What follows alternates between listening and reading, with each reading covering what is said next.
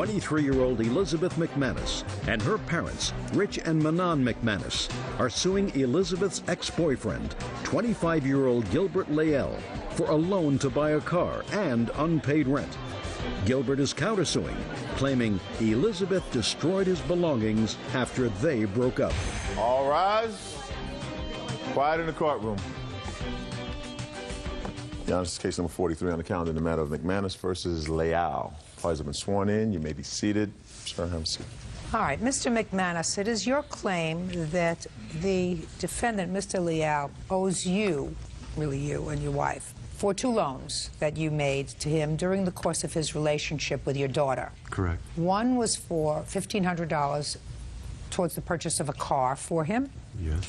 The second was $125 that he needed because he was short of rent, and he called you and asked you for the money. Mr. Leal says that you generously agreed to help him buy this car, and it was a gift. The $1,500 was a gift, and as was the $125 that you gave him towards the rent. Mr. Leal is counterclaiming because he says when he attempted to break off the relationship with your lovely daughter, she threw a hissy fit and broke a whole bunch of his property. Yes. Correct, sir? I'm going to start with you. When were you and Elizabeth dating? January, I believe. Of what year? Was it 2003? Elizabeth, when? It was in March of 2003. March. And there was a time that you lived together. Would you tell me when that was?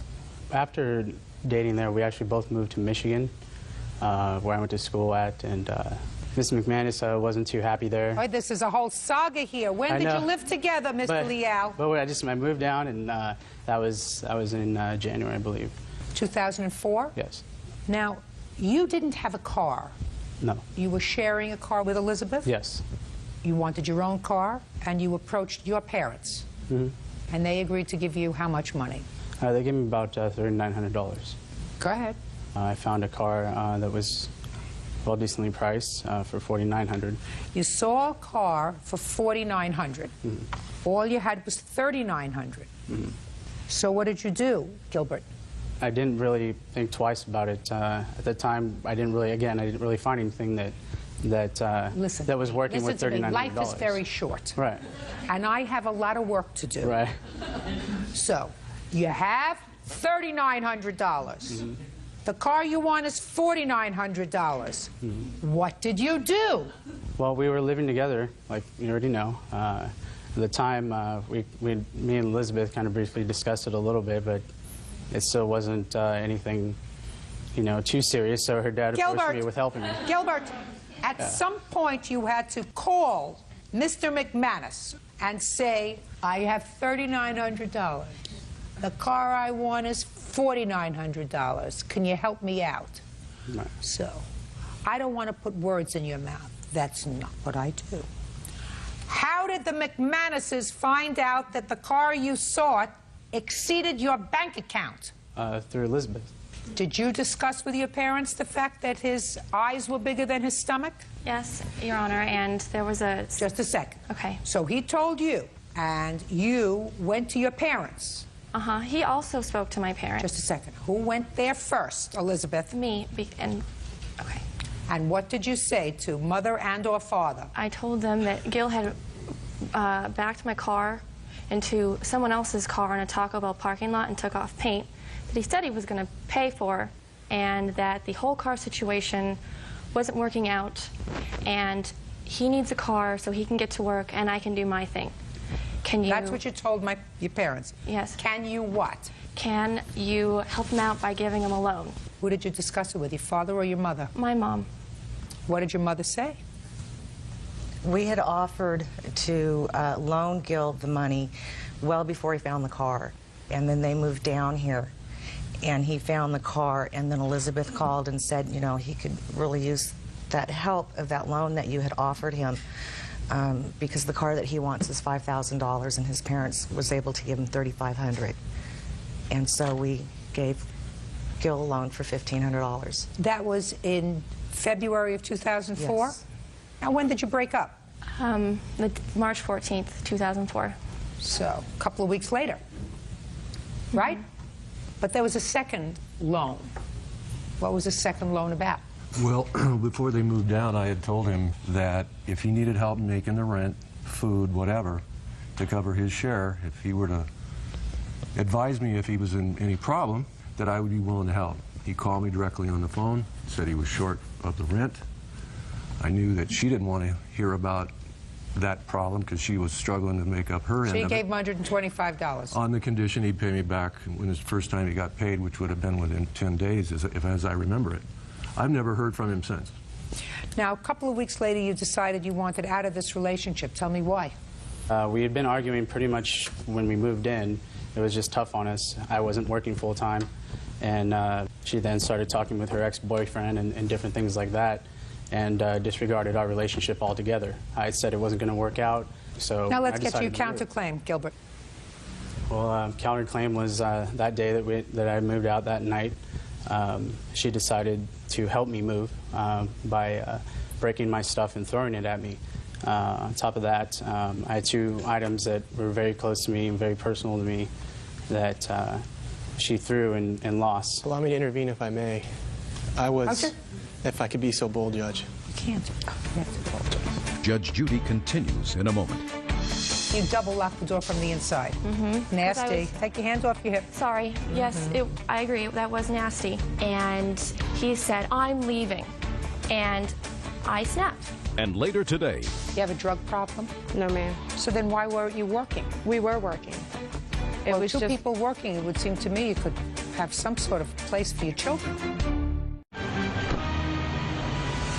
real cases, real people. Judge Judy. Elizabeth McManus and her parents, Rich and Manon McManus, claim Elizabeth's ex-boyfriend, Gilbert Layell, owes for a loan to buy a car and unpaid rent. Go ahead. We did have a big fight. And what he's referring to is that he left the apartment for 2 hours. Didn't tell me where he was going, nothing. And I ended up locking the doors on him, and I went to bed. And so whenever he came back, he's pounding on the door, and I wasn't going to let him in because... I mean, you double lock the door from the inside. Mm-hmm. Nasty. I was trying to do that. Yeah, take your hands off your hip. Sorry. Yes, I agree. That was nasty. I was trying to show him that don't just leave me for hours and don't tell me where you go. So what I'm trying to get at is that he came in the house, and it ended up that he said, I'm sick of this. I'm leaving. And I snapped. Your Honor, I was very upset because we have this agreement to be living together, and he's trying to bail on me. So I said, I will help you move out. And I took his things, and I went like that. And the rock he was referring to and an angel that were important to him, the last I ever saw those items were on the bed. What did you break, Elizabeth? I don't believe I broke anything. You were throwing his stuff. I shoved it off the table. I didn't, throw it as like launching it at him. You didn't pick up my glasses and throw them at me, crush them and throw them at me? I tossed things across the room. Elizabeth, now your brother is dying to say something. Was he there that evening? He was not there that fight. Mr. McManus, you want to say anything? Yeah, briefly, when Well, then stand up. Stand up by me, honey. When Gil was moving out the final time, he was fully packed, and at no point did I witness any destructive act. Well, your sister already has told me that she threw his stuff around, right? So you're not going to say she certainly can't didn't dispute that. because she couldn't. Good. But I don't believe that it was a result in any destructiveness, meaning his items at no point, to my observations, were broken as a result of any arguable tantrums.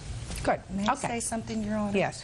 When Elizabeth and Gil came home, and Elizabeth found out about the $125, what came out was, Mom, he wasn't short $125. He's still short $200 for the rent. I have a hole in my wall. I have a hole in my door because he's gotten upset and he's creating damage. And I said to Elizabeth at that time, he can't stay. I don't mind supporting you. You're my daughter. I'm not going to support your boyfriend. Got it. I got it. One of the problems is your husband, behind his daughter's back, had a conversation with Gilbert. He was well-meaning, but he said to Gilbert, look, so you're going to be short. If you're short, you let me know because I'll help you out. I can understand why Elizabeth was annoyed because he's supposed to be taking care of business and he wasn't taking care of business. Right, Elizabeth? Yes, and All right. But I'm going to tell you something. Something that you said to me was really kind of stupid. And that is, if he decided to move out because you weren't getting along, why you lost your temper, I don't know.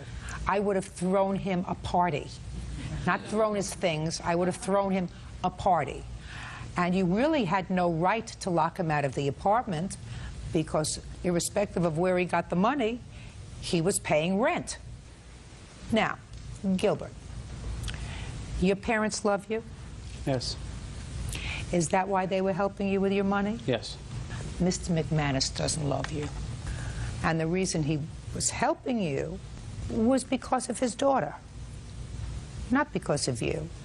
He doesn't care whether he doesn't see you starting today until hell freezes over. Now, are you a moral person, Gilbert? Yes, Your Honor. Excuse me, I'm going to sneeze. Bless you. Thank you. You see, now, if I was superstitious, I would say, when you sneeze after you say something, it's because you're telling the truth. So Mr. McManus really doesn't care whether he sees you from today until hell freezes over. Elizabeth McManus and her parents, Rich and Manon McManus, claim Elizabeth's ex-boyfriend, Gilbert Layell, owes for a loan to buy a car and unpaid rent. Are you working now, Gilbert? Yes, ma'am. How did you get to work last week? Another car that I own. When did you sell the Camaro, Gilbert? No, I didn't sell the Camaro yet. But Where I'm is going it? to. It's in my possession. What kind of car did you buy, Gilbert? Just another commute car, like a little Civic. Why would you do that, Gilbert? I planned on selling the Camaro, so I needed something that was a little less. The Camaro was giving me a lot of problems as far as... Well, I hope that you sell it for at least $1,500, Gilbert. I hope. Because you owe the McManuses $1,500. I'm surprised at you, sir. I'm really surprised that you committed yourself to another car that you purchased and paid for while still having the old one and didn't have the good judgment and the moral compass to say, these people were nice to me, and I'm going to see to it that they get their money back. The $125 for rent, sir, that's your problem. Put your hand down. That's your problem. You offered, he accepted, he gave him $125. Don't do it again. Judgment for the plaintiff in the amount of $1,500, which is the amount of money that you loaned him for the car. Now, as far as your personal property is concerned, Gilbert, you have photographs of the personal property that she destroyed? No, I don't. You have bills and receipts for the personal property she destroyed? No, ma'am. Well, I can't help you, sir. Thank you. That's all. Counterclaims dismissed. Parties are excused. You may step out. I felt that I shouldn't have to pay $2 grand for a rock and a stone, especially to a pathological liar like he is. The only thing I really cared about was my family things that were handed down to me. What upset me was that he lied to them. Well, after everything that was broken, I didn't really care. He took advantage of me, too. I could go on and on, but that'd take all day. She just was upset that I do that. I think she's come away a little wiser for it. And now the next case. All parties in the matter of Plaster versus Deal. Step forward, please. Homemaker Shirley Bonnie Plaster is suing her former friend, 25-year-old homemaker Tamara Deal, for unpaid child care fees. Tamara says Bonnie agreed to take her children so they wouldn't have to live in a gang-infested neighborhood. Ms. Plaster, it is your claim that the defendant, who has 3 children, owes you for child care. Her children lived with you for a period of time. She gave you some money, but you still claim she owes you $1,500. Yes, ma'am. Ms. Deal says she owes you nothing because of one of 2 things. Either you waived any support during the mediation that you evidently had about something, and second, that there was never any agreement to pay you for taking care of her children. Is that right? Yes, ma'am. Why was she taking care of your children? I had some problems in the neighborhood that I was living in, and it was basically a bad community, and I had to do what was best and get my children out of there as soon as possible. And how long did they all stay with you? From June the 11th, Bradley stayed with me until March the 4th, and then the others from August and October until March the 4th. Where were you living during all of this time? I recently... Richard, don't look down. Look at me. I recently moved out of the apartment that I was moving in because of the community, and I went to stay in hotels. That's why I thought it was best that Bonnie helped me out and take care of my kids. Who were you living in the hotels with? me and the father of my children. You have a drug problem? No, ma'am. Did he? No, ma'am. So then why weren't you working? We were working. It Well, was two just, people working, it would seem to me you could have some sort of place for your children. right, at the time, you know, struggling, trying to keep up the bill of the hotel and the gas to go back and forth to work and the money to eat on. It would took us a long time to try to save the money up so that we could get on our feet. You knew Miss Plaster through your mother, is that right? Not only through my mother, but she took custody of my cousin when he was about 9 months old. How old is he now? 16. So she's a very good parent. Yes. What arrangements did you make to pay her for taking care of your children? I gave her $150 a week, every week. Is that right?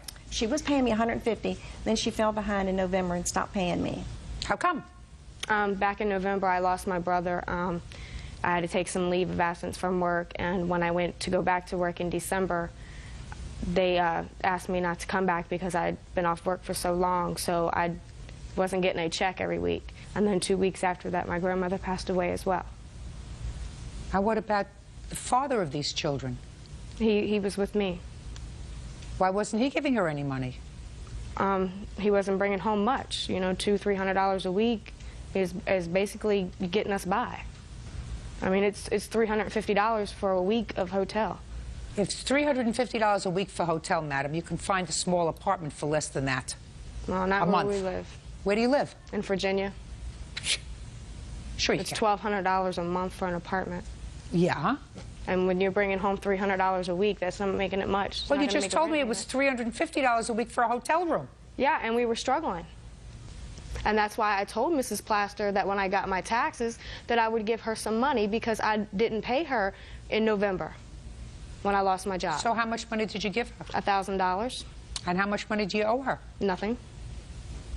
After I gave her the $1,000, nothing was said until I was served with a court paper. Ms. Plaster, I'll hear you. She paid me $1,000 February the 12th, and I watched the kids from February the 12th to March the 4th when they took them out of there. She owed me $2,000 on February the 12th. She gave me $1,000. So she owes you $1,600. Right. But I rounded off to make it just even $1,500. She said in November, I assume when you stopped working, you got behind. Correct. And you were behind $2,000. You gave her $1,000 at that time in February. That's not right. I mean, a month, that's $600. Okay, that's what I, you know, if I owe her anything, that's what I should have been owing her. But I gave her the $1,000 in February because I didn't give her any money for December. When you gave her the $1,000 $1,000 in February, did you take your children home? No, I took them home Just a in second. March. So they stayed with her for another month, another 4 weeks.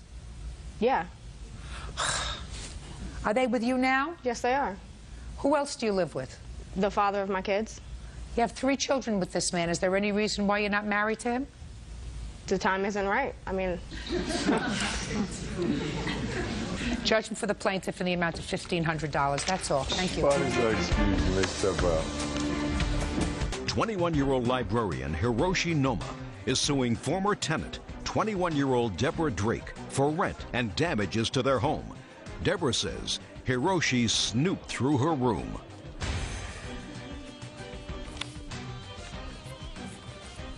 It's case number 68 on the calendar in the matter of Noma versus Drake. All right, buddy, that's right. I'll keep walking away.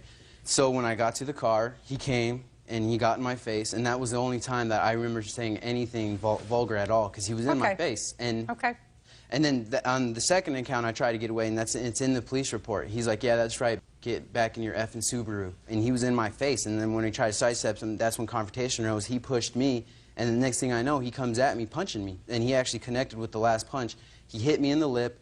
I fell down, I yelled for Chris, and that's when he rose his hands up, and he's like, I'll F Chris up. And when he backed up and put his hands up, I didn't want it, because I was kind of on my knees. I felt vulnerable. So I jumped up, hit him in the side of the face, and he had fell down, and then his other friend came to us trying to confront us. He's like, oh, what have you done? Because I saw that he, you know, I hit him once, he fell to the ground, and I knew, you know, he was in bad shape. And then his other friend came to us, and at that point, I thought the best thing to do was to leave, and we got out of there. Okay. Who's Emma Lee? She was a lady who lived in the apartment building right in front of where... Yes! The only one who's not a friend, who says There was a lot of cursing, both sides.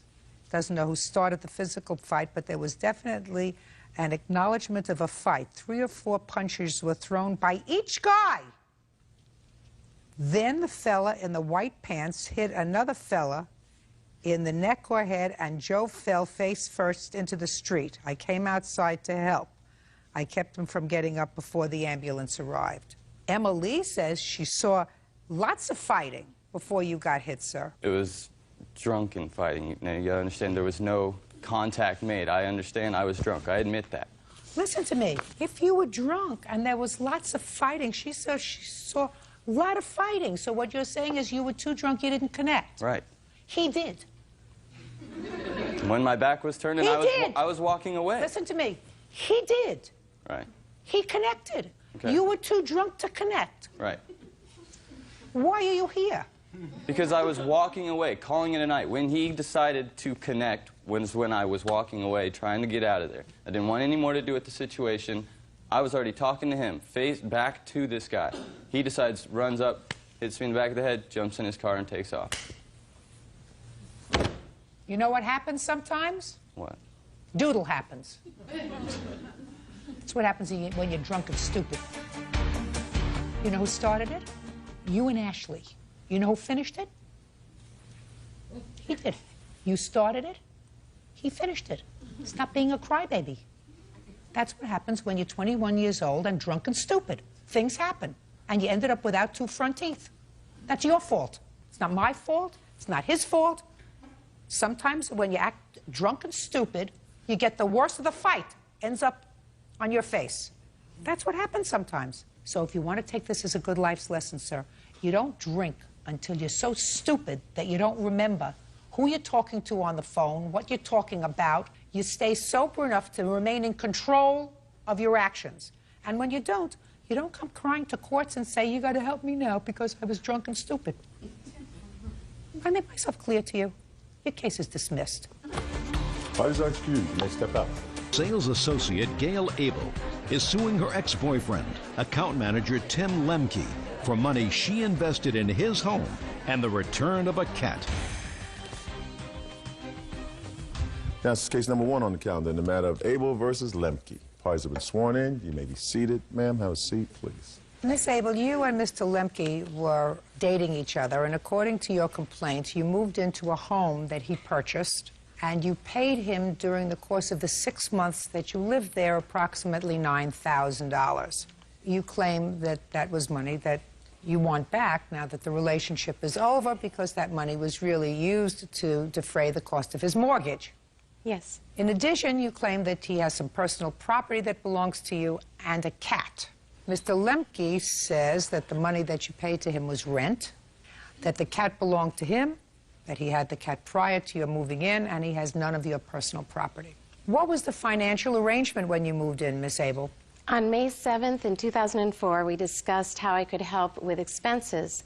Mr. Lemke brought up the fact that about $1,400 would be fair, and I offered another $100 just to call it an even $1,500 because 2 women, my daughter and myself, were moving in, and there's a lot of blow dryer and hot water used in that case. Okay, so you agreed to pay him $1,500 a month? Yes, I did. Okay, and? And then about May 24th, after I had moved in, we had become engaged, we had a discussion concerning my problem with the fact that I'm giving a lot of money to something that I won't get any return on.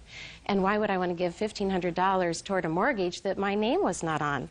And Mr. Lemke said, well, I've been thinking about that, and here's what I've worked out. And I have the notes that he jotted down that day to explain to me how this money was actually an investment into his property. Well, first tell me what he said to you. He said that because his home appreciates $54,000 a year, over the past 10 years it had done that because it's lake property, that if you divide that number by 12 months and then again by 2 people, it comes out to about $2,200 a month in equity and investment money. Yes. And that is what he... If your name was on the mortgage, and if the house was titled in both of your names. That part was left out. The fact that he Well, said... I understand yes. that, but I understand it's left out of your story. Right, exactly. But he also mentioned on the same piece of paper in an email to the attorney that I'm willing to invest in his home and that upon sale of the home, I would receive the investment money back plus free equity. And that is also in the handwritten note that he gave me. Let me see it.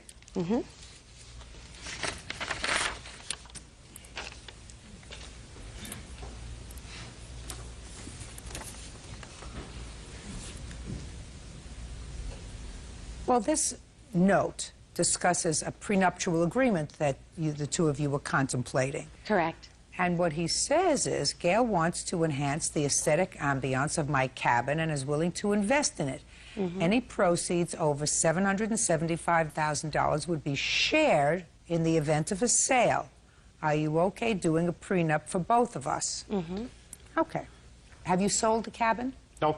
Well, your agreement was that when and if the house was sold, you would share in the profits and get your money back. The house hasn't been sold. Correct. So, you can't change the agreement because you're no longer together.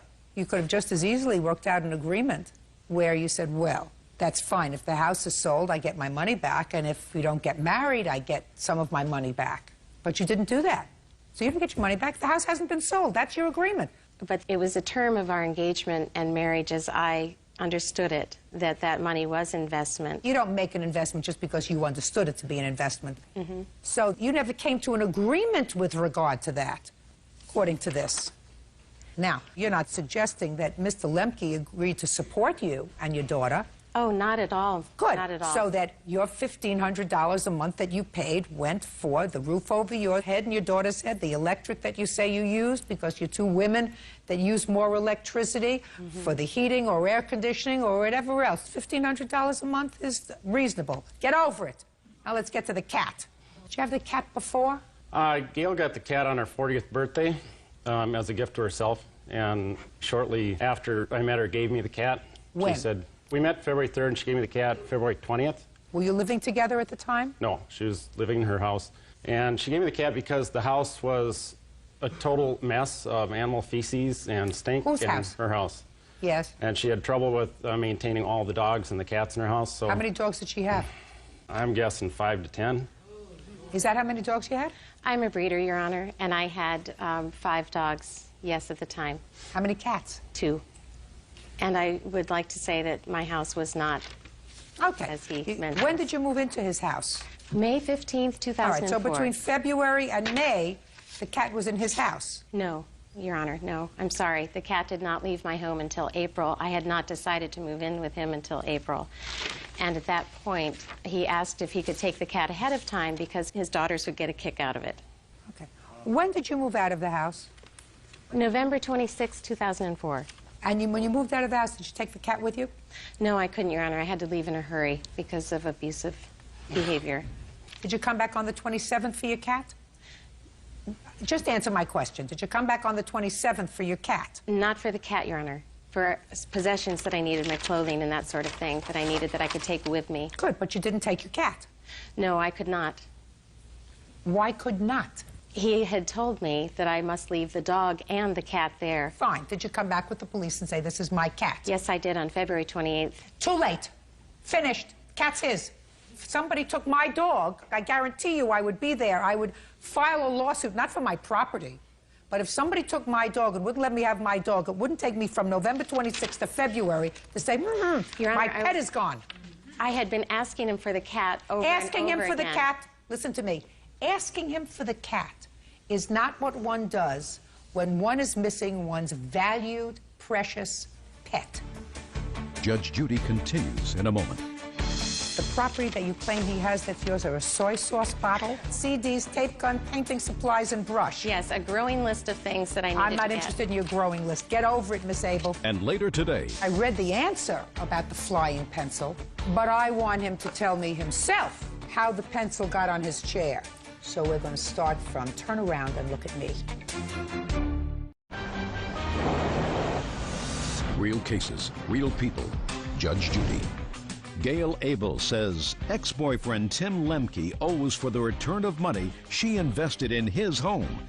Gail also claims Tim won't return her cat. Go ahead. I have email of all the times I requested amicably to get the cat back. Starting before February? Yes. Show me Absolutely before February. before February. All right, this starts on January 16th. We had had prior communication until No, that just a date. second. So the first Yes. time from November is in January that you have proof of when you asked for the cat back. Is that what you're telling me? Let me That's see. the proof, yes. Let me see. It starts at the top of the page. Shh.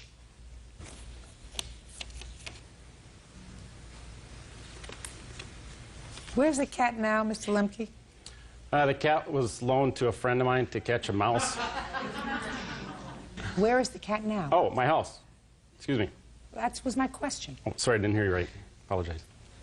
He was loaned out for a very short amount of time, and she demanded I get the cat back and I could keep the cat as long as I kept the cat at my house. So she came back and verified, and that's in an email that the cat was there, and she said, okay. Where is that? It's in an email. You have it? Yeah, right here.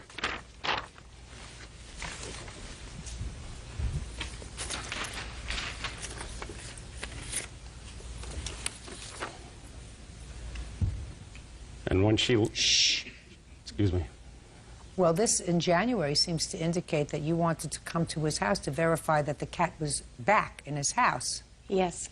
And I asked again, may I please take my cat back? And he said no, he wouldn't even let me near it. He had the cat missing for a month, Your Honor. That night he gave me 3 different stories as to where the cat was. First it was with an old lady having surgery. Where are your dogs now? The one that I kept is with me. The other dogs I placed in other homes because... And what about the cat that you had? I had the cat for 6 years. Where's the cat? Oh, the second cat? Yes. Oh, the second cat? Yes, the cat. The cat we're talking about. No, your other cat. You said you had 5 dogs and 2 cats. Right. Where's the other cat? Right. The other cat went home with Mr. Lemke's nephew and stayed with his brother. I have that cat back now. I'm very thankful to say. So you have the cat back? I have the other cat back, yes.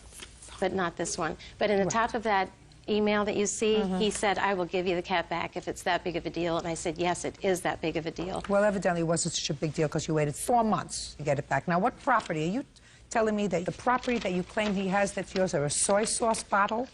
Oh, sorry, Your Honor. CDs, just a second. A soy sauce bottle, that's what you say in the email.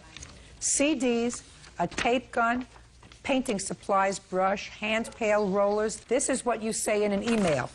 Yes, as I discovered things were missing, Your Honor. I'm not interested in as you discovered. Is this the email that you sent to him on January 19th? Soy sauce bottle, CDs, tape gun, painting supplies, and brush. Yes, a growing list of things that I needed to I'm not interested in your growing list. Get over it, Miss Abel. Listen to me very carefully. It didn't work out. Put your list down. It didn't work out. You paid rent for $1,500 a month for those 6 months that you lived there. Very reasonable, considering you are 2 people.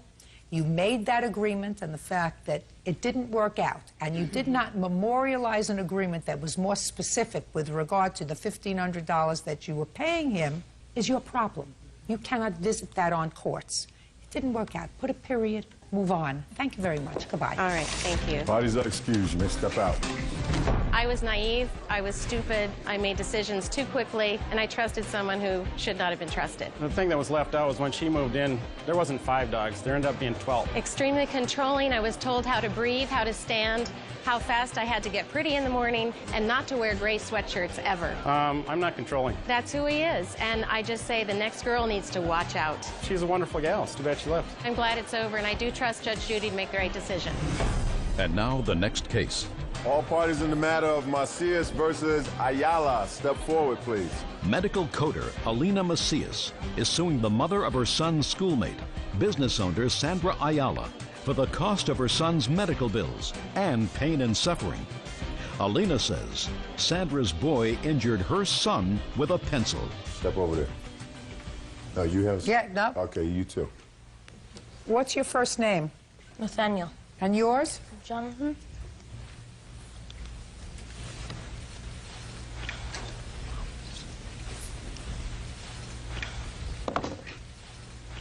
Nathaniel, you were injured in school. Right. With a pencil. Yes. You sat down, according to the complaint. You sat down on your chair, and you were stuck in the rear end with a pencil which lodged in your buttocks and had to be surgically removed. Is that right? Yes. Okay. And it is your claim that this young man was responsible. Yes, ma'am. Now, I assume that you didn't see how the pencil got there. Because if you had seen how the pencil got there, you wouldn't have sat on it, right? Yes, ma'am. So you didn't see how it got there? No, ma'am.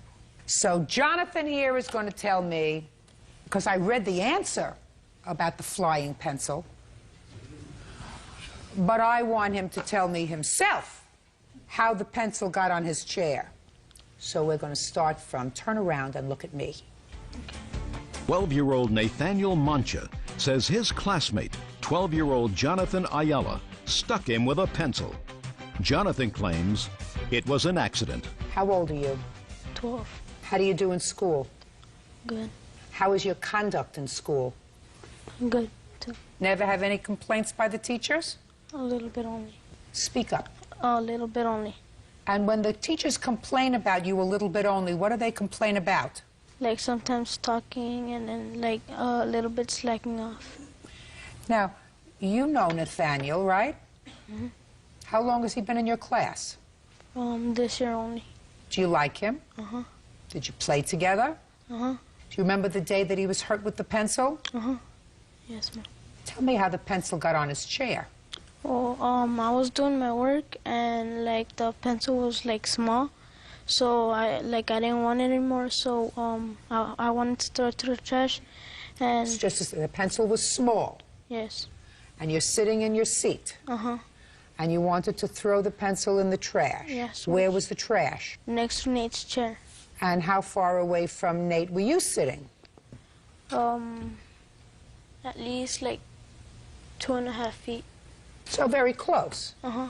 But So now you got this little pencil, and you wanted to throw it away, and the trash was right next to him. yes, it was right next to his chair. What were you going to use to complete your work? Another pencil that I had on my desk, which was bigger. So you had a little well on your desk where you could keep the pencils? No, I always put my pencils next to my papers. Do you have a book bag? Yeah, in my backpack. Where is your backpack? I left it home that day. What were you wearing to school? My school emblem shirt and my jeans. Your shirt have a pocket? No. Your jeans have a pocket? Yeah, but they're tight. You know you're pretty swift. You think that you're smarter than I am? No. You're not, Jonathan. Believe me, you're not. You know where I'm going with these questions? Uh-huh. Where do you think I'm going with these questions? Trying to see if I'm telling the truth or not. Yeah, trying to see if you could put the pencil someplace else rather than throw. What you're going to tell me is you threw the pencil into the trash. Or No, you I tried to throw it into the trash. Yeah, I was going to. Right? Uh-huh. And it landed straight up on Jonathan's chair. And he sat on it. Right? I didn't land straight on the chair. It was going through the chair when he sat on it because he was... It was in midair when he sat on it. Yes, it was pointing up.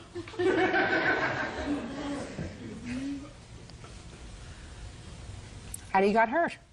Uh-huh. Well, whose fault do you think that is? Mine. Right. Now we're getting somewhere. Why is it your fault? Because I threw a pencil. Because you threw the pencil. You had choices. Right? Uh-huh. You chose throwing the pencil. Right? Right. So whether you threw the pencil and he sat on it or you placed it on his chair as sort of a joke, it's your fault. Right? See, I knew we'd get somewhere. You got it? Yes, ma'am. Good. Now you can sit down. I mean, Miss Ayala, quite frankly, you wrote the answer. You told me in the answer that this was nobody's fault. It was the pencil's fault. Next to your mother. It's not the pencil's fault, it's his fault. He had choices. And at age 12, he has to understand that there are consequences to making the wrong choice. His choice was he could have held on to the pencil, he could have put it in his pocket, he could have placed it on the floor. He chose to throw it, according to him, which, way out, but you know, not impossible. Certainly not his fault that he sat down on his chair, right? Right. So now your son understands that it's his fault and his responsibility that he got hurt. Do you understand that? Yes, I understand. Perfect. Good. Now can I see his medical bills? Yes, ma'am. What kind of treatment did you get? They put me under.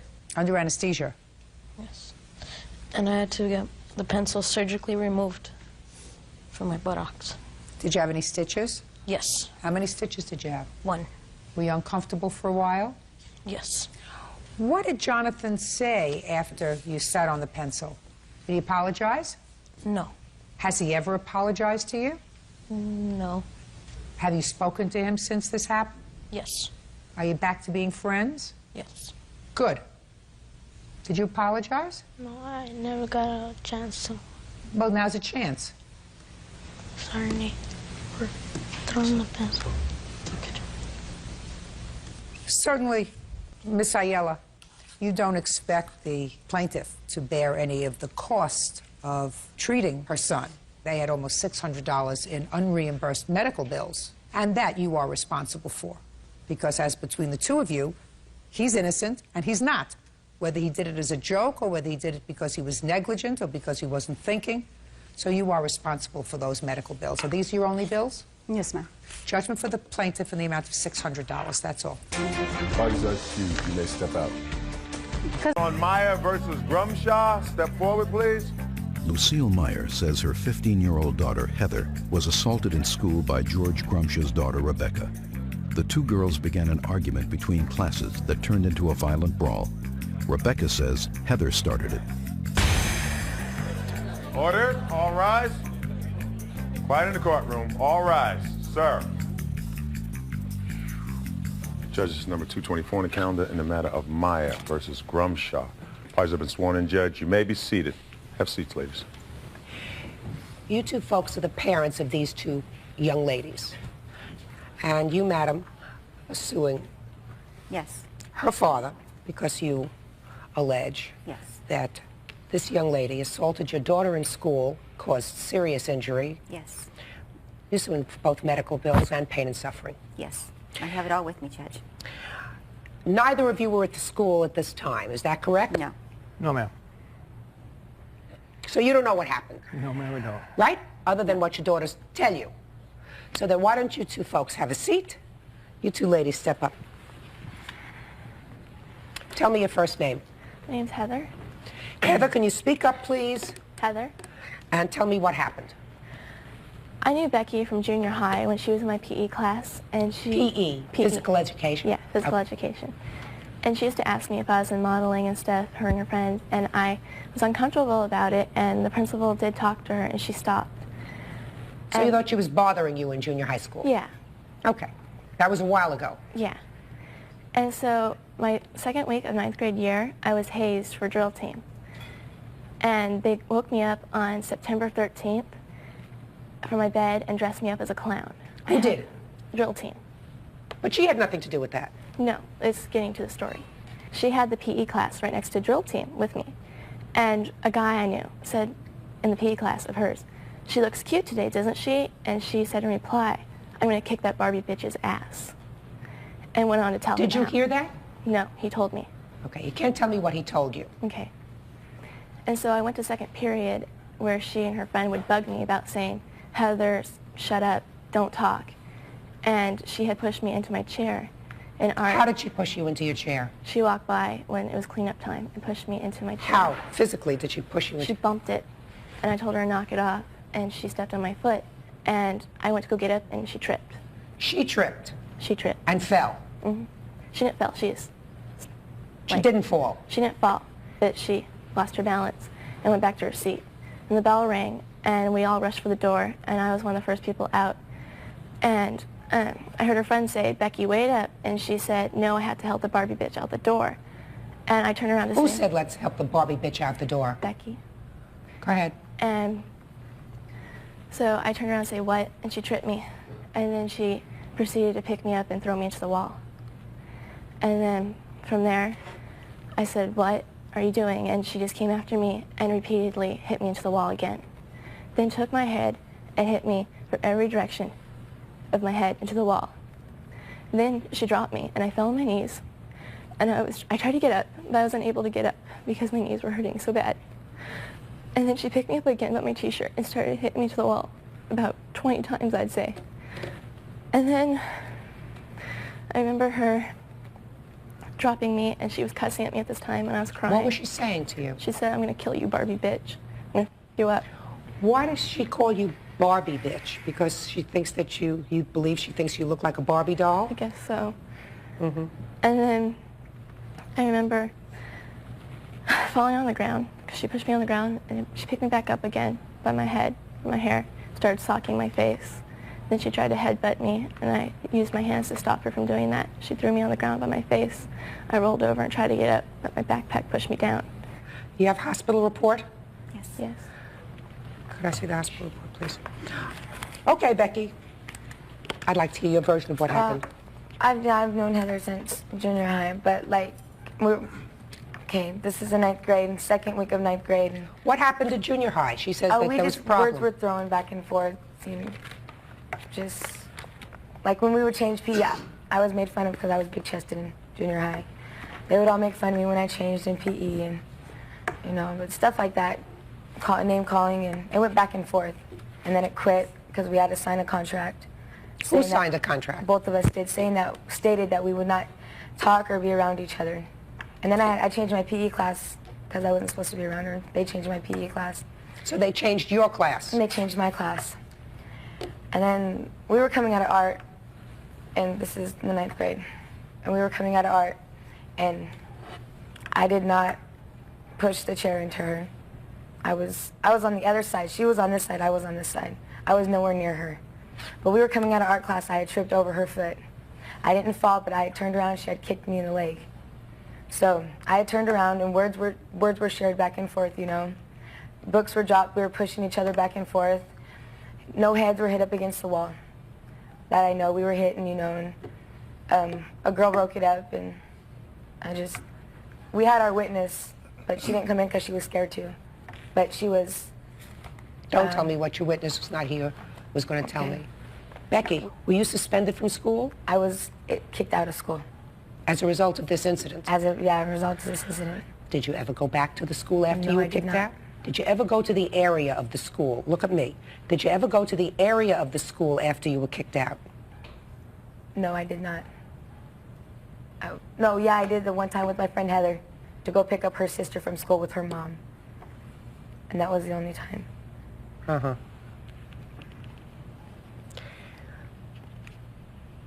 Did you ever call her Barbie something? Oh, when we were in high school, junior high. Barbie. What about when you were in the 9th grade? No, there was no name calling. I quit doing that because I got in trouble for it. I got yelled at it and stuff like that, and I didn't do that after that. Why did you call her this name when you were in junior high, Oh, it wasn't just me. It was, I'm not interested in anybody else, Becky. I'm just interested in you. Why did you call her, she says you called her Barbie bitch. No, I didn't. Why did you use the term Barbie in referring to her at all? I don't know. What do you mean you don't know? I don't know. Yes, you do. No, I don't. Oh, sure you do. It was just a name. Well, it means something, Becky. Probably because she's got long blonde hair. And it wasn't said nicely. It wasn't said, you look so sweet, you look terrific, you look like a Barbie doll. Right? No. Judge Judy continues in a moment. This is the only fight my child's been in years. I can't see where it's anything criminal. Real cases, real people. Judge Judy. Lucille Meyer says her 15-year-old daughter, Heather, suffered severe injuries when George Grumsh's daughter, Rebecca, assaulted her in school. Rebecca says she didn't start it. Did you have a school suspension hearing, Becky? I don't think so. Well, when they transferred you to another school. I was just out of the school, and then what do you mean I went you were to just Tennessee. I went to Tennessee after the fight and stuff. And I went to school out there. Just a second. What day of the week was this fight? Oh, God. I don't remember. Friday. Friday. When did you go to Tennessee? Like 2 weeks later. Did you go to school for those 2 weeks? No. Why not? Because I really, honestly, I don't know. Because I got kicked out of school. I was expelled from the schools, from that school. Step up, sir. I'm going to ask you some very important questions. Just Yes, listen. Your Honor. Does she live with you? Yes. Did you get a call from the school? About the fight, yes. Were you told to come to school with your daughter? Yeah, I met with the assistant principal. Okay. And that was after the fight? Yes, ma'am. And what happened as a result of that meeting? I sent her to go visit her mother for a couple weeks because she was pretty distraught. She was hurting. So I sent her to her mother's for a couple weeks. And in turn, she ended up being operated on, and I brought her back home. She had stomach problems, and I brought her back. Mm-hmm. Is this the first time your daughter's had trouble in school? Not really. She's had a little bit of trouble with nothing like this. Well, but she's had trouble in school. Yes, ma'am. She's had trouble. I'm not talking about her academic grades. I'm talking about with fighting. She's had a couple fights. Right. Nothing. Now, nothing as serious as this. No. But they started a while ago. Right? Well, this is way back in school, yes, ma'am. They started a while ago. Well, what have you done to try to address this? You have a young lady who has had problems in the past with fighting in school. What have you done to try to address it? Everything I could. Like what? She's gone to doctors. You mean to psychiatrists, psychologists? Yes, ma'am. How long has she been in therapy? Oh, on and off for quite a while. Have they come to any decision as to why she acts aggressively? She's attention deficit disorder. She's been on medication for it, and she seemed to grow out of it. I mean, she doesn't fight with everybody. You know, believe it, it's just a rare occasion with her. She's just not. She's not a fighter. Well, she is a fighter, sir. I mean, Well, I had 5 children, and I will tell you that they got into a lot of trouble. But they didn't get into trouble hitting other people. And your daughter has had that kind of problem, which is one of the reasons that you had her in therapy, I assume. Not for fighting, ma'am, no. Well, you should have. Because it's not normal for a young lady to become physical. That's not right. Well, ma'am, Your Honor, my other daughter, who's living with me now, came back from Tennessee. She got in fights. She was attacked. It happens in school. Is your name Grumshaw? Yes, ma'am. Mr. Grumshaw, it doesn't happen in school. It happens if there are 30 million children in school in this country at any one time. It is a minuscule number of children who are involved in fighting, and an even more minuscule number of girls that are involved in fighting. So you can't tell me, you can't say to yourself, well, it happens in school. It doesn't happen in school. You know, girls can be nasty, they can be cutting, they can be gossipy, you know. But I don't buy your daughter's version of these events. I think that she didn't like this young lady for a long time. No, that's not what it was. Oh, yeah, I think that that's what it was. No, it wasn't. And I think you'd been teasing her for a long time. I'll admit to be teasing her, but she's not sweet and innocent like she right now shows to be. She's got a mouth on her too. I don't doubt that, madam. But I don't doubt that she can respond to you. But I think that you were teasing her, whether you were jealous, maybe, envious for some reason, didn't like the way she looked, trying to show off for your friends, whatever reason it was. According to these medical reports, she was injured very badly. Judge Judy continues in a moment. Didn't anybody come and try to stop this when it was happening? One girl did stop it, but I was unconscious when she stopped it. Real cases, real people. Judge Judy. Lucille Meyer says her 15-year-old daughter, Heather, suffered severe injuries when George Grumshaw's daughter, Rebecca, assaulted her in school. Rebecca says she didn't start it. You want to tell me about how long you were out of school? Me? I went back to school the next week because the doctor told me to. And so you were out of school for a week? No. I went back to school the weekend after it happened. Okay, so you went back to school on Monday.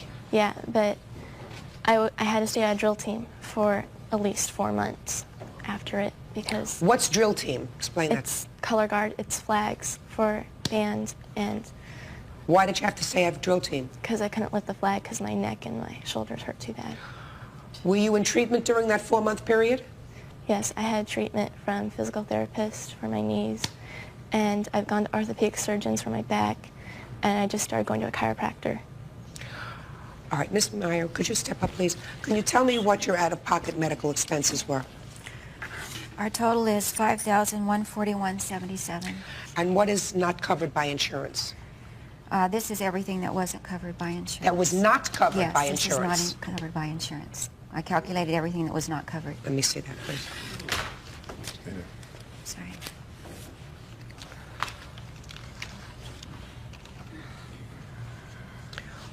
I see that there are bills here from a dentist. What happened to your mouth? It threw my jaw off alignment and pushed it back and wore away at the cartilage. And I have to wear a jaw splint for it to restabilize my mouth. Tell me about this jaw splint that you have to wear. Do you want to see it? Yeah. Let me see. And you didn't have to wear that before? No.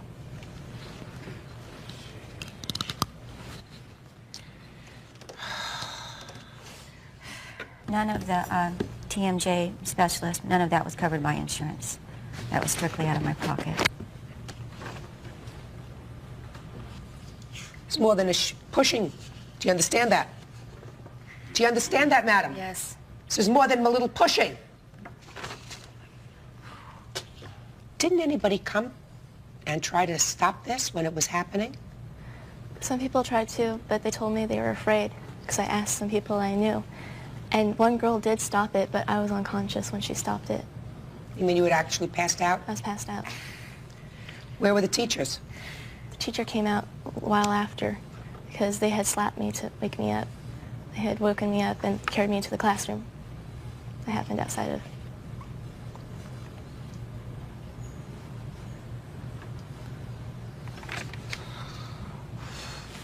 Looks like you've been to see a lot of doctors. I did. You have to wear that plate in your mouth all the time? Yes. You have pain in the morning when you wake up? I always have pain. In your jaw? Mm-hmm. My jaw and my neck. Judge Judy is ready to rule. Listen, you understand that the maximum that I can award you is $5,000. I quite frankly don't know why you have elected to sue in a small claim situation where the maximum is $5,000. As far as I'm concerned, this young lady is not only responsible for your unreimbursed medical bills, she is also responsible for pain and suffering and whatever long-term physical problems you're going to have. I'm not questioning that. I'm not here to produce more litigation for other courts. We are also going to criminal court. I understand, Mr. Grumshaw, that you are, I assume, a single parent raising Yes, ma'am, a daughter. I am. Daughter has been in your custody, and I gather from what you tell me, sir, that you have tried to address some of the problems that you've seen with her ADD, seeing a therapist, being on medication. She went out of control. This wasn't a pushing and shoving. Your Honor, could I say something, please? Sure. When she came home after this scuffle, she complained of stomach aches. She ended up getting operated on for a blockage in intestines, which was caused by adhesions to her appendicitis. I didn't. That has nothing to do with this fight, sir. I didn't. That has nothing to do with this fight, sir. The fact that she added adhesions to her appendicitis when she went down to Tennessee and she was operated on 2 weeks later. You don't get adhesions in 2 weeks. Mr. Grumshaw, don't make 2 months. Don't make excuses, sir. Not excuses. Don't make excuses, sir. Your daughter caused some serious damage. She knows she caused serious damage. Well, she knows she can't look at me and tell me she didn't provoke I got this. into a fight with her. You instigated it, and you hurt her seriously. either because you are harboring an old grudge for something that dated back to junior high school, but whatever it is, you lost control. And you have to pay for it. Judgment in the case is for the plaintiff in the amount of $5,000. That's all. Parties are excused. You may step out. Judge Judy continues in a moment. And on the next... On Grotman Puff versus Longo. Step forward, please. 21-year-old dancer Stephanie Puff and her boyfriend Eric Grotman are suing their former friend, dancer Suzanne Longo. They claim Suzanne threw their possessions in a dumpster when she mistakenly thought Stephanie was sleeping with Suzanne's boyfriend. Order. All rise. Quiet in the courtroom. It's case number 232, Your Honor, on the calendar in the matter of Grotman Puff versus Longo. Parties have been sworn in, Judge. You may be seated. Have a seat, please. All right. Miss Longo, it is alleged by both of these plaintiffs that you destroyed their property and locked them out of an apartment that the three of you were sharing. You seem to acknowledge in your answer that you did, in fact, lock them out of the apartment, and you did, in fact, take their property and throw it in a dumpster. Is that right? Yeah. But they didn't live there. It's my apartment. They didn't give me a dime for rent. Doesn't make any difference. They were living there with you, and you seem to feel as if you had some right to do that. You want to explain it to me? Well, Stephanie went to San Francisco behind my back to my boyfriend's house and him and thought that she could still be my friend after that. And I was angry, and I called up there, and I found out just to talk to Brad. And so I just threw her stuff in the dumpster. Because and she never was my friend. I went out of my way for her. I've done so many things for her. And she goes, my boyfriend.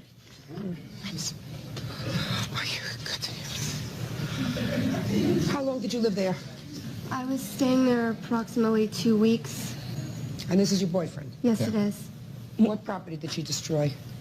She threw away most of the clothes I own and several pairs of shoes and a very expensive cellular telephone. We have a list of... I do, and I also have several receipts.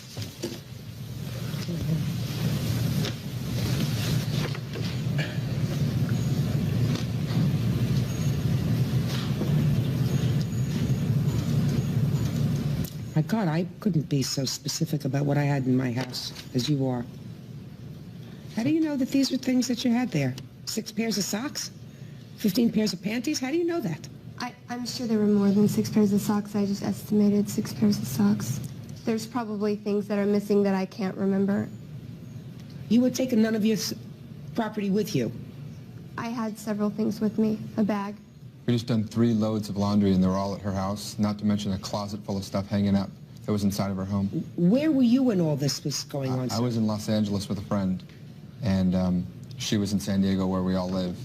And she was in San Francisco, I was in L.A., and she had assumed that since she went to San Francisco without Suzanne, that she had done it maliciously to sleep with her boyfriend, when in all actuality she was heading to Reno and just got too tired on the trip and decided to stay in San Francisco. And they were going to stay at her witness's house, at her brother's house, and they couldn't wake him up, or that he wasn't home, so they decided to stay at this gentleman Brad's house, who she's referring to. They had stayed there 2 weeks previously, all 3 of them. And so they thought, hey, maybe we can stay there, because we were just there 2 weeks ago. Brad said no problem, and they stayed there. Can I say something? Yeah, sure. There was not a closet full of things, and they did not stay with me for 2 weeks straight. They stayed with me for 1 or 2 days at a time, and there was exactly 2 bags of clothes, and that is all. What about a phone? Oh, cellular phone. She said that you... I never saw a cellular phone. I never saw a cellular phone. Well, you were in pretty much of a rage. Yeah, I was. Huh? Yeah, well, then you have to pay for it. It could have been in their stuff, and I could have, you know, thrown it away. It could have been in the bag already. There was some clothes hanging up, and there was clothes already in a bag, and I took the clothes that were hanging up and put them in another bag, and I took them and I chucked them in the dumpster because, you know. Miss Longo. Your Honor. Just a second, Miss Longo. You have to pay for that. You can't do that.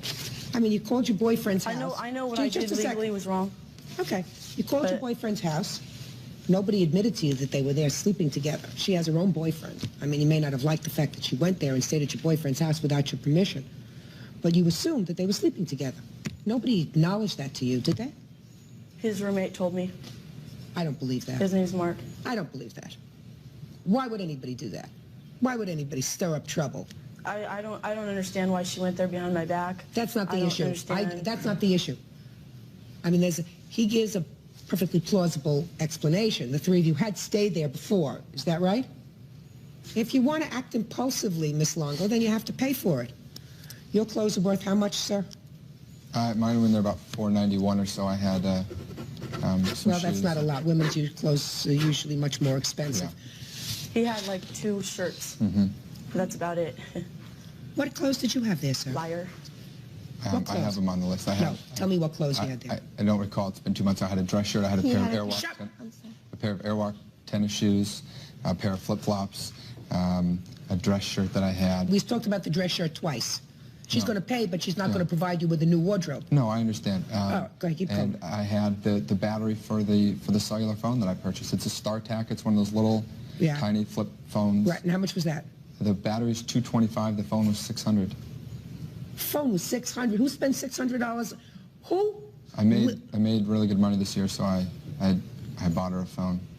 You bought her a $600 phone and paid $600 for it without a service contract? I work for the company. That's it.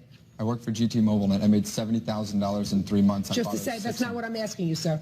There isn't a moron in this country that spends $600 for a phone without getting the phone for practically nothing, so that they can, all you have to do is sign up for a couple of years worth of service, and then you don't spend $600 for a phone, maybe you spend $200 for a phone. It was a $1,000 phone, and we got it reduced. It was one of the very small StarTAC cellular phones. You're right, you can get a very large phone for free. Not a very large, Okay, sir. you can get an okay-sized phone for free. I got her an extremely small telephone.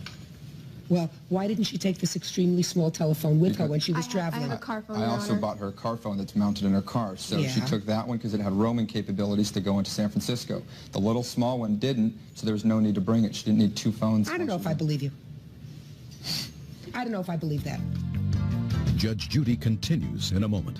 I think you need some more plastic surgery and another boob job. See, mine are real. And later today.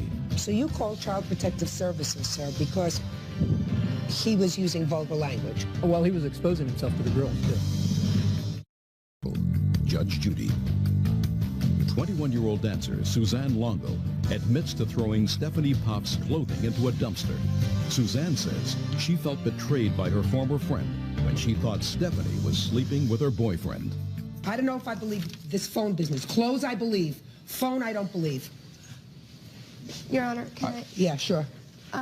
My witness, Ashley, she came to the apartment the night we left so I could pick up a few of my things. She was there. You can ask her. This one? Yes. This is Ashley. Yes. What do you know about the phone? Right, that you remember specifically that night. Look at me. She had the phone there. She put it in the bag with all the rest of her clothes. There's 3 bags of clothes in the living room. Where did she take the phone from? From the bedroom. I guess she had other stuff in the bedroom. I don't know. Just a minute. She took the phone from the bedroom and she put it in one of the bags that were in the living room? Mm-hmm. Huh? Yeah. What was the phone doing in the bedroom? I had my own closet in her room. Yeah. And we have the phone plugged in to charge it. Yeah. And I thought about taking the phone, and I thought, I don't think it'll work in there, so I put it in a bag of clothes to leave it. I took the things I had and we left. Ah, baloney. Baloney. The phone has been shut off. The phone number's been shut off effective July 30th when this happened. That's fine. Forget the phone. Forget the phone. It doesn't make sense to me that you take a phone out of a bedroom and unplug it where it's being charged and put it in a bag that's sitting in the living room and you're going away. It seems to me if you're going away for a couple of days and if your phone is in your bedroom, you leave it in the bedroom when it happens to be the most expensive thing. Listen, there isn't a question in my mind that you destroyed your property. This is not a windfall. Can I say one thing? What? She had exactly this much space in my closet, and this is how big it was, and this is where the 3 bags sat of clothes. That is all. She didn't have the whole closet. I had my stuff in the rest of the closet. She said the stuff was in the living room. She's a liar. She said the stuff was in the living room. Your Honor, I had clothes in the living room, I and think I it had was my in the own closet. closet. She has 2 closets in her bedroom. One Is there closet was differing mine, stories here? and one closet was hers. And we had just done laundry, so I had 3 bags of laundry in the living room. Okay. Aside from your 2 dress shirts, sorry, the 1 dress shirt, and then you said you had another dress shirt. You had 2 or 1 dress shirt? I believe there's 1 dress shirt there. Okay, so it's a 1 dress shirt, a pair of flip-flops, and sneakers. What else did you have? I don't recall. When I made up the list 2 months ago when we were trying to do this in August, so I don't... Well, that doesn't sound like a lot of clothes from somebody who was living there full-time, sir. I wasn't living there full-time, ma'am. She was, and I had just spent the night there a couple of times when she was there. He had a pair of his jeans that I had bought him there, too. Very expensive jeans from Nordstrom's. Lucky's brand. Can I be reimbursed for rent since they were living there? No. Even though I don't remember her living there? Just a second. Did you have an agreement with them to pay rent? No, I let her stay there for 1 day then at you a don't. time. Then you had no contract with her to pay rent. She stayed there for exactly 5 days. Listen to me. You have to have an arrangement to pay rent, an agreement. And if she doesn't pay, then you have a lawsuit. Do you understand? Okay. Good. All right. Sir, you look like a very natty dresser, which means you're a very good dresser. So I'm going to say that you had 1 good shirt, 1 good pair of flip-flops, and a nice pair of jeans. You're going to get $200. Madam, yes. I looked over your whole list. Can I say something, Your Honor? Sure. She had taken all of her clothes that were in the closet, everything she owned, and put them in the car, filled up her trunk and her back seat with her clothes. She had been tired of her clothes being in her car and living out of her car, so approximately 2 or 3 days before this had happened, she said, you know what, I'm tired of everything being wrinkled. Suzanne said, no problem, hang everything up. So she brought everything up, hung everything up. I took home the dirty laundry and brought it back. I'm telling you, please give me a break. This case, $200 for, what is your name, Mr. Puff? Grotman. You're Grotman. You're Puff? Yes, I am. Okay. You're going to get $2,000 to replace your wardrobe, madam, and you're getting $200 to replace your shirt and your dungarees and your flip-flops. That's all. Parties are excused. You may step out.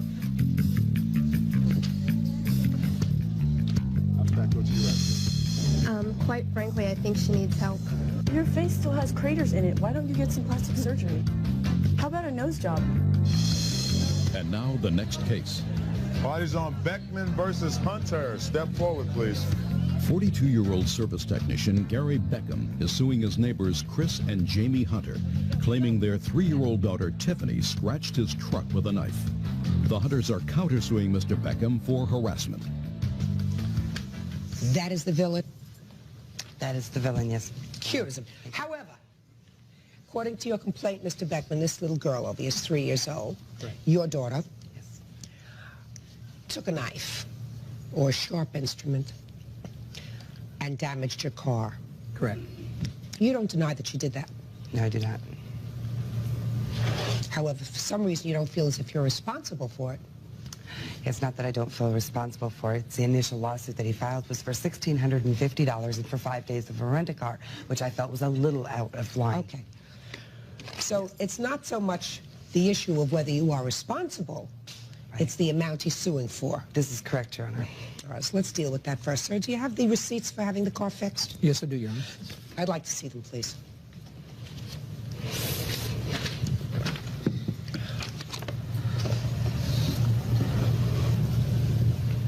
Sir, explain this to me, all right? Okay. I originally sued for $1,650. That was the higher complaint, or the higher estimate that I got to fix my car. Everybody was telling me that it could not be buffed out. I do have pictures of the damage. But it was. When it was all said and done, I had a lemon, Your Honor, and I had to turn it in. I was 2 days away from turning it in when the damage got done, okay? They gave me a 30-day extension to get the thing fixed. I took it down to Crown Dodge. I says, fix it. Buff it out, paint it, whatever you need to do. Okay. I need to get rid of my car. They came back and said it was buffed out, fine. The dealership bought the car back. And so now I amended my complaint to $75, which was the cost of the buff out. Oh, that's easy. See that? Out of pocket $75. Correct. Very good. So we've taken care of his claim against you for $75 from $1,650. So far, you're ahead of the game. Now, you have a counterclaim against him for $2,000. You want to explain this to me? Well, Your Honor, just shortly after this incident happened on the 13th, a lady shows up at my door. She's from Child Protective Services. Somebody has called and filed this report here, anonymously, about my care and conduct of my 2 children. Now, when this incident happened with Mr. Beckham's truck, I was at work. They're generally really good kids, but this woman saw that. She knew that we took good care of our children. She closed this case, finding it unfounded, but noted that the day that the claim was filed, on the 15th for this incident is the same day that that anonymous phone call to PSSA was made. There have been countless number of vulgar, rude, insulting... Well, let me start with this. Did you call in this report to Child Protective Services, sir? Me and about 5 other people have called Child Protective Services. You called? Yes, I have called. Did you call on the date that this happened with your car? No, I did not. When did you call, sir? It had to be 2 weeks later.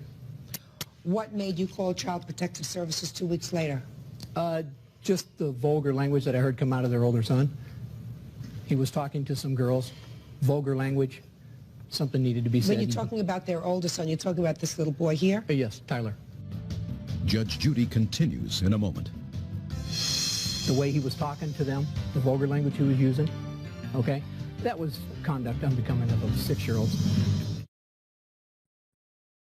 Real cases, real people. Judge Judy. 42-year-old service technician Gary Beckham says Chris and Jamie Hunter's 3-year-old daughter Tiffany scratched his truck with a knife. The Hunters claim Mr. Beckham continually harasses them. So you called Child Protective Services, sir, because he was using vulgar language? Among other things, yes. Well, give me the other things. Well, he was exposing himself to the girls, too.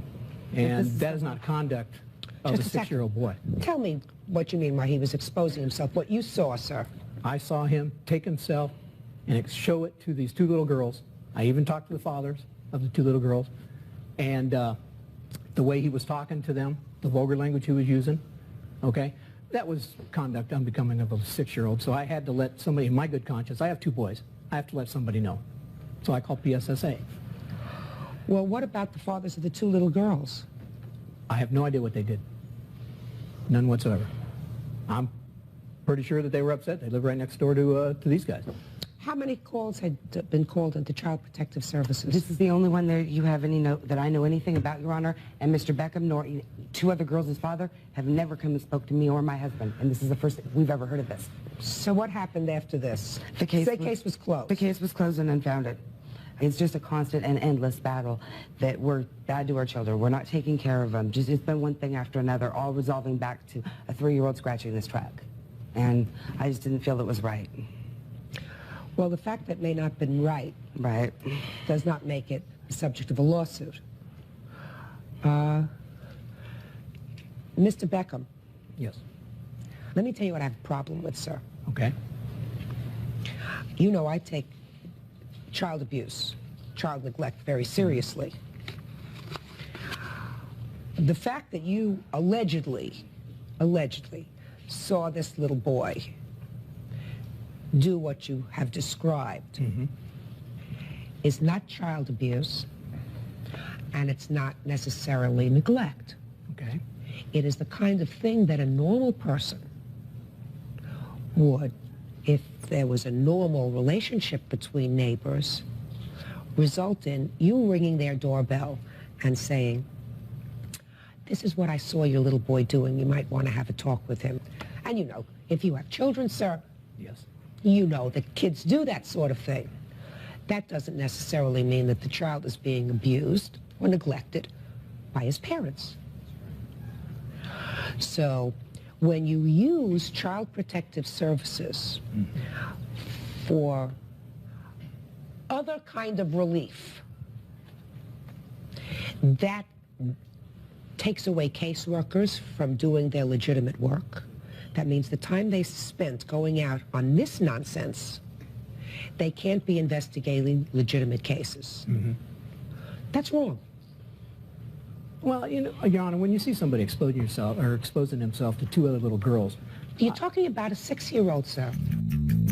Judge Judy continues in a moment. You're talking about a 6-year-old. I let the only appropriate people that I knew, other than management of the trailer park, which...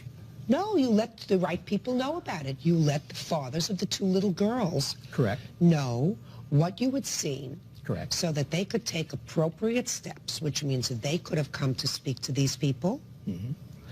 They could have said to their 2 little girls, "I don't want you to play with that little boy anymore." They could have taken specific precautions. What you did was wrong. Okay. Pay for your own car. lawsuit and the counterclaimant dismissed. Parties are excused. You may step out. You go out the back door to your right. Judge Judy continues in a moment. And on the next Keeman versus Tolbert. Step forward, please. Restaurant manager Phyllis Keeman says her employee, 16-year-old Bethany Tolbert, called her foul names and split her head open with a telephone. Bethany claims it was an accident. Order. All rise.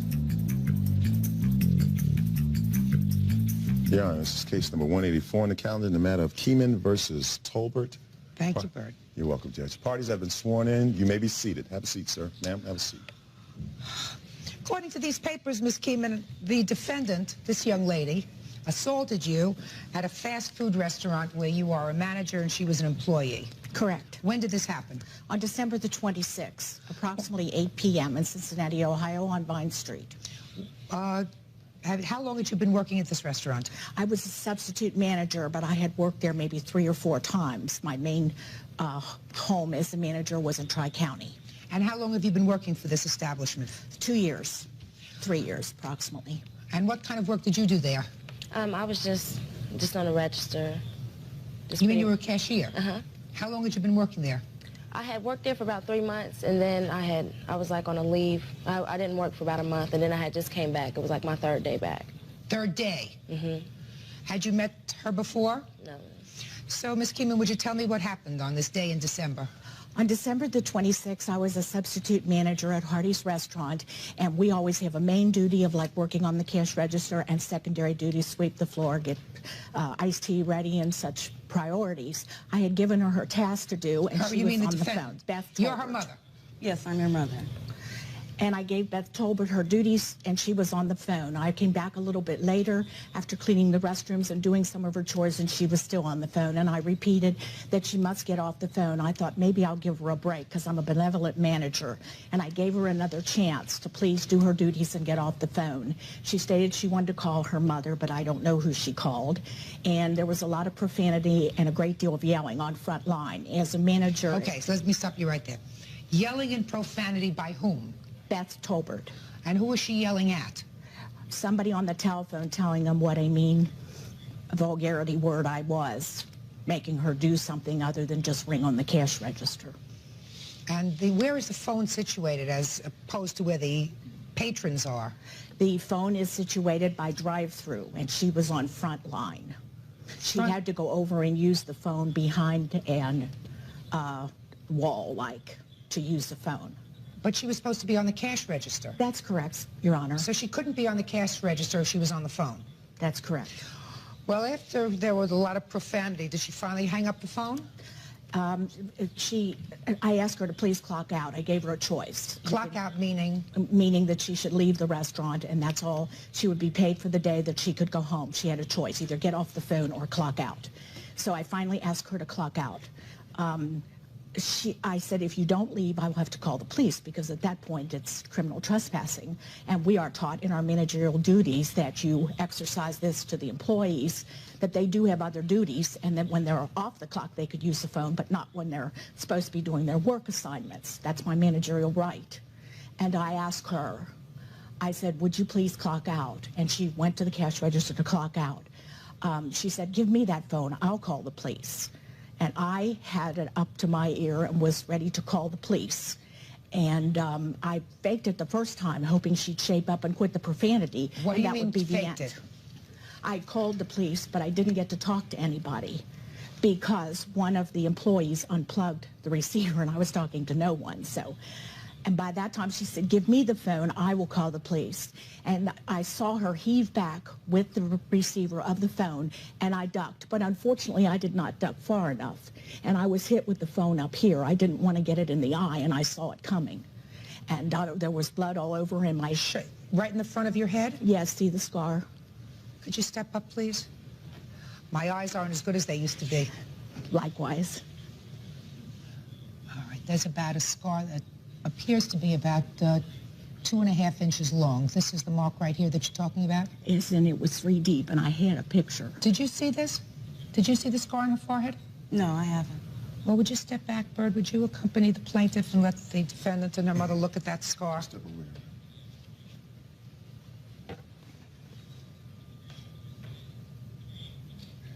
Okay. You had stitches in your head? Yes. How many? I had 12 to 14 on the top layer, and they told me it was 3 deep. I have no idea what the total is. I have medical And reports. how long were you out of work? I was out of work. I was told to stay off by 3 weeks. I was told after 8 days. Don't tell me what you were told. Just tell me how long you stayed out of work. 3 weeks? 4 or 5 days.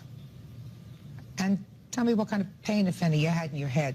I have never had headaches in my life, and I have one every day since I have been hit.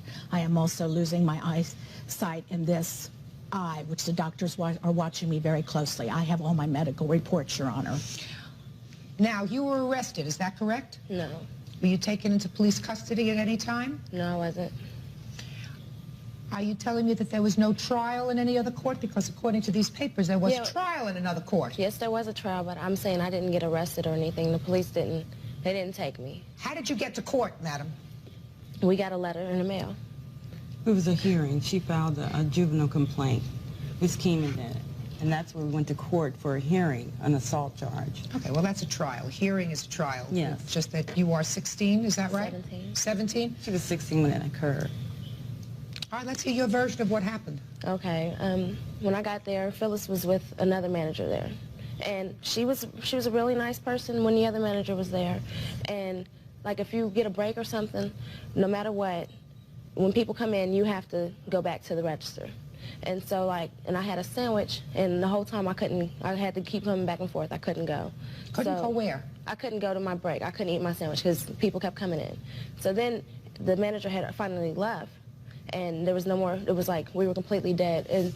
And I went ahead and ate my sandwich. And then Phyllis, she got mad because she didn't know that I had asked the other manager right before she had left or anything. And so that that's kind of how the attitude started towards me. And the phone rang, and she answered the phone, and it was for me, and she told me I could use it. And I got on it, and Who was on the phone? It was just one of my friends. He asked, "What are you doing?" Nothing, working. And then she runs back, "Get off the phone now. Here, you can't be sitting here talking about me," and all this stuff. And I hadn't said a thing about her. And, I got off the phone. And I was told to sweep behind the counter. So I said, okay. And while I was sweeping and everything, she was over by the bathrooms, just screaming at something at us. And we couldn't hear her. And, And what do you mean you couldn't hear her? If she was screaming, how could you not hear her? We could hear her yelling, but we couldn't hear what she was saying. Judge Judy continues in a moment. She's allowed to give you an attitude, madam. She's the boss, applesauce. Real cases, real people. Judge Judy. Restaurant manager Phyllis Keeman is suing her former employee, Bethany Tolbert, claiming she split her head open. Bethany says it was an accident. You said she was screaming at you, but how do you know she was screaming at you if she was screaming at all if you couldn't hear her? No, I'm saying that she was yelling. She was just yelling something towards us when we didn't know what she was saying. And then she came up to the front. She finally came up, and she got directly in front of me, and she screamed it again. And so she screamed what? She screamed to get over and mop this effing floor now. And so I heard her, but I said, "What you say?" Because because I was kind of upset because she was right in my face. And so she said, "Yo, you didn't hear that?" And so she repeated it again. And I told her I was sweeping the floor, and I said, so you really don't have to speak to me that way. And she said, "Oh, I'll talk to you how the F I want to talk to you," and all this stuff. And so that's when me and her started arguing. And so she told me to clock out.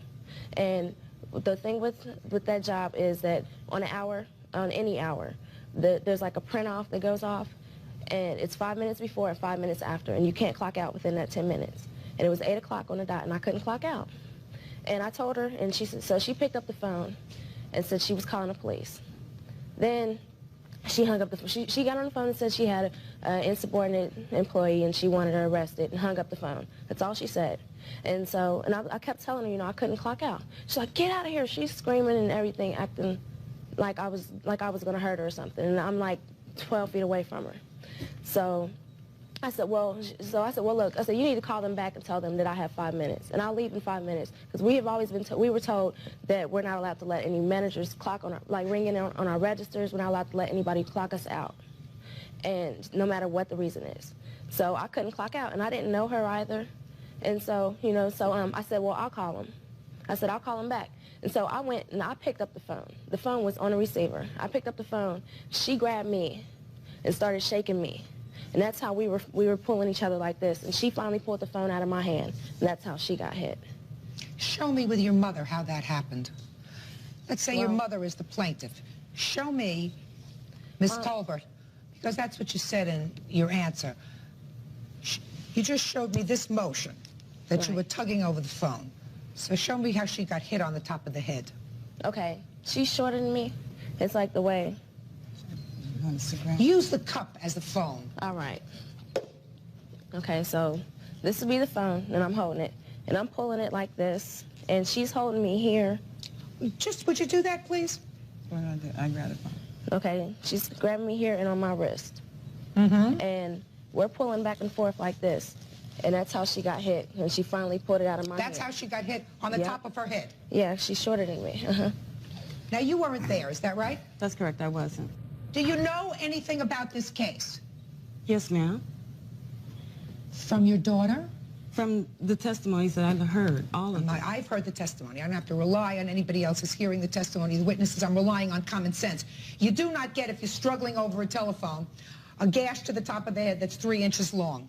You don't get that. I've heard this lady testify. It doesn't sound to me as if this is the kind of lady who was going to use the F word over and over again in speaking to your daughter. I want to tell you that. Just doesn't strike me that way. Now, I have just a couple of other questions for you. You took a leave, you said, from this job for a month. Why? I was sick. What was the matter with you? I have migraines, and I was having some stomach problems and stuff. How many jobs have you had? I've been working since I was 14. So, one job I worked there for 2 years. What happened to that job? I quit. Why? Because it was old to me. I found a better one. Judge Judy continues in a moment. She's a very good actor, and that's what her really job should be. And later today. Just a second. I know what your argument is. I'm very smart. This is not a complicated case. You know, this is not the Scopes trial. Real cases, real people. Judge Judy. Restaurant manager Phyllis Keenan is suing her former employee Bethany Tolbert, claiming she split her head open. Bethany says it was an accident. You assaulted this lady. She was your boss. Let me tell you something about bosses. And your mother, who takes your side in this case, even though she wasn't there, better listen very carefully. Life is sometimes not fair.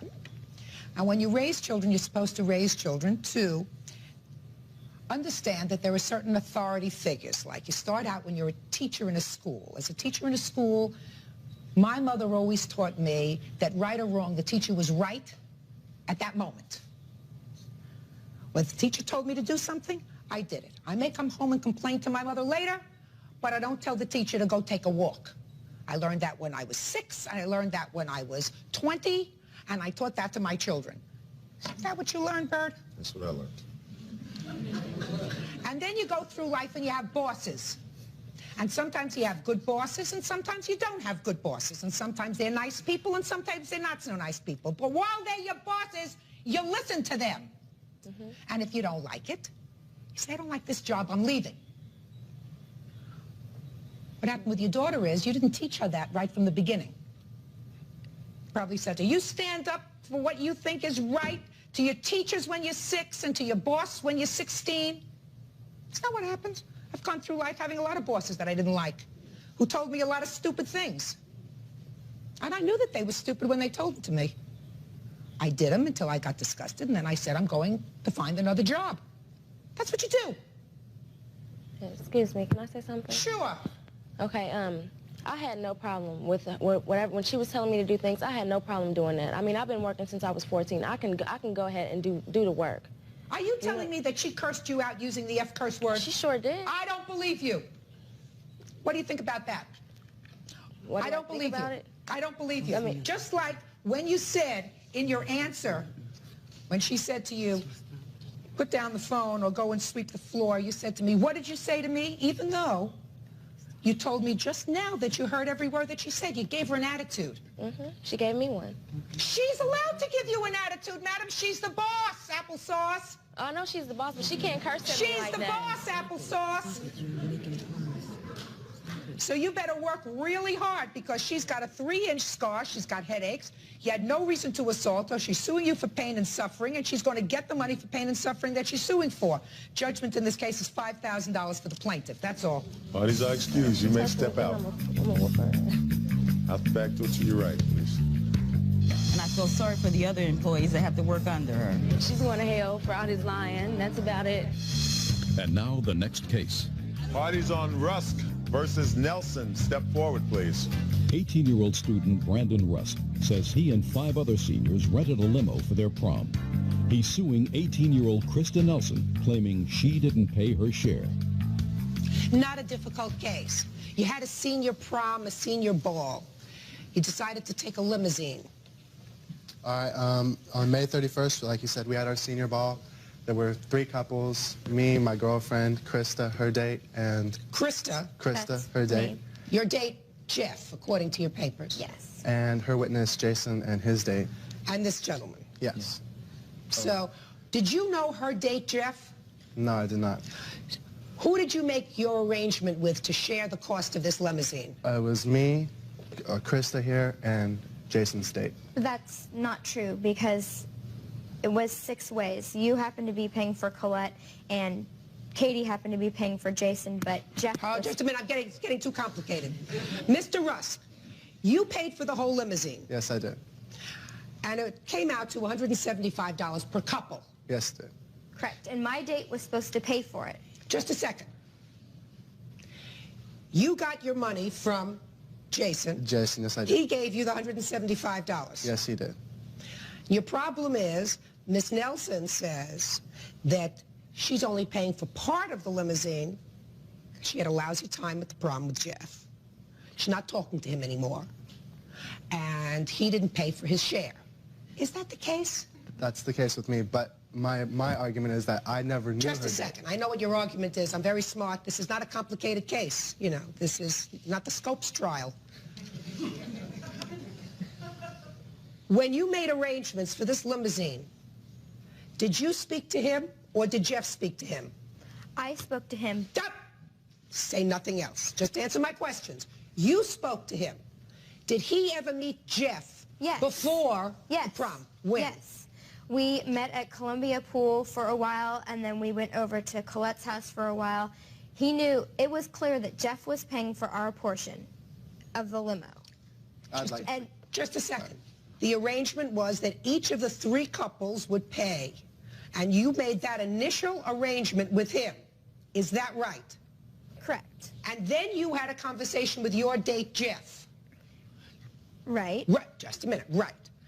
And your conversation with your date, Jeff, was, are you going to pay for this limousine? Correct. And Jeff said yes. Right. And I told Brandon. That had nothing to do with Brandon. You're Brandon, right? Yes. Brandon Rusk. Your original agreement with him was, when he arranged for this limousine, that your third was going to be paid. Yes. You then had a conversation with Jeff. No. No, from the very beginning, we all sat down and made plans together that we were going to go. We contacted the limo place, everything. Who's we? All of us. We all got together and did it besides Jeff. Jeff was the only one who wasn't there. Right. But I told Brandon from the beginning that Jeff would be paying, that I was going to get Jeff to pay for our portion of the limo. That's your problem. Judge Judy is ready to rule.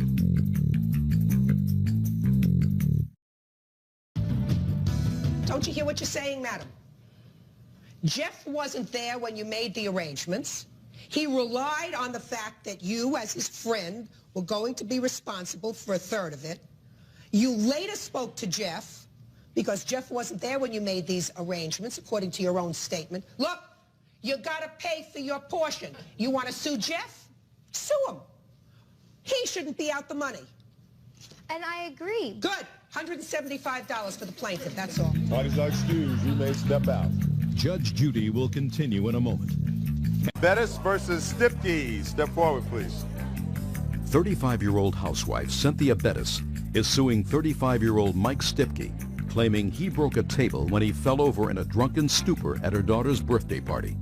Mr. Stipke is countersuing for his medical bills. Order. All rise.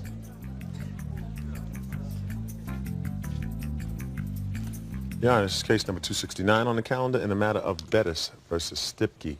Parties have been sworn in, Judge. You may be seated. Have a seat, please. Have a seat. You had a birthday party at your house for your daughter Nicole and Christina. And Christina. We also celebrated 2 other children's birthday at that time. And according to this complaint, one of the other children who was celebrating a birthday was the daughter of a friend of yours. Yes. Who brought this gentleman to the party. Yes. So you came, sir, as an invited guest. Yes, ma'am. Of this lady? Yes. Let's see how smart I am. Your claim is that while he was at the party, he was drunk. Yes. And he destroyed some furniture. Yes. Were you drunk? No, ma'am. I had 3 or 4 beers at the most. They had other people drinking. Her sister and her husband were also drinking the beer. Who cares about a sister and her brother? They didn't break furniture. No, they did not. Well, why'd you go to the birthday party and drink? Nah, I just had a few beers. Uh-huh.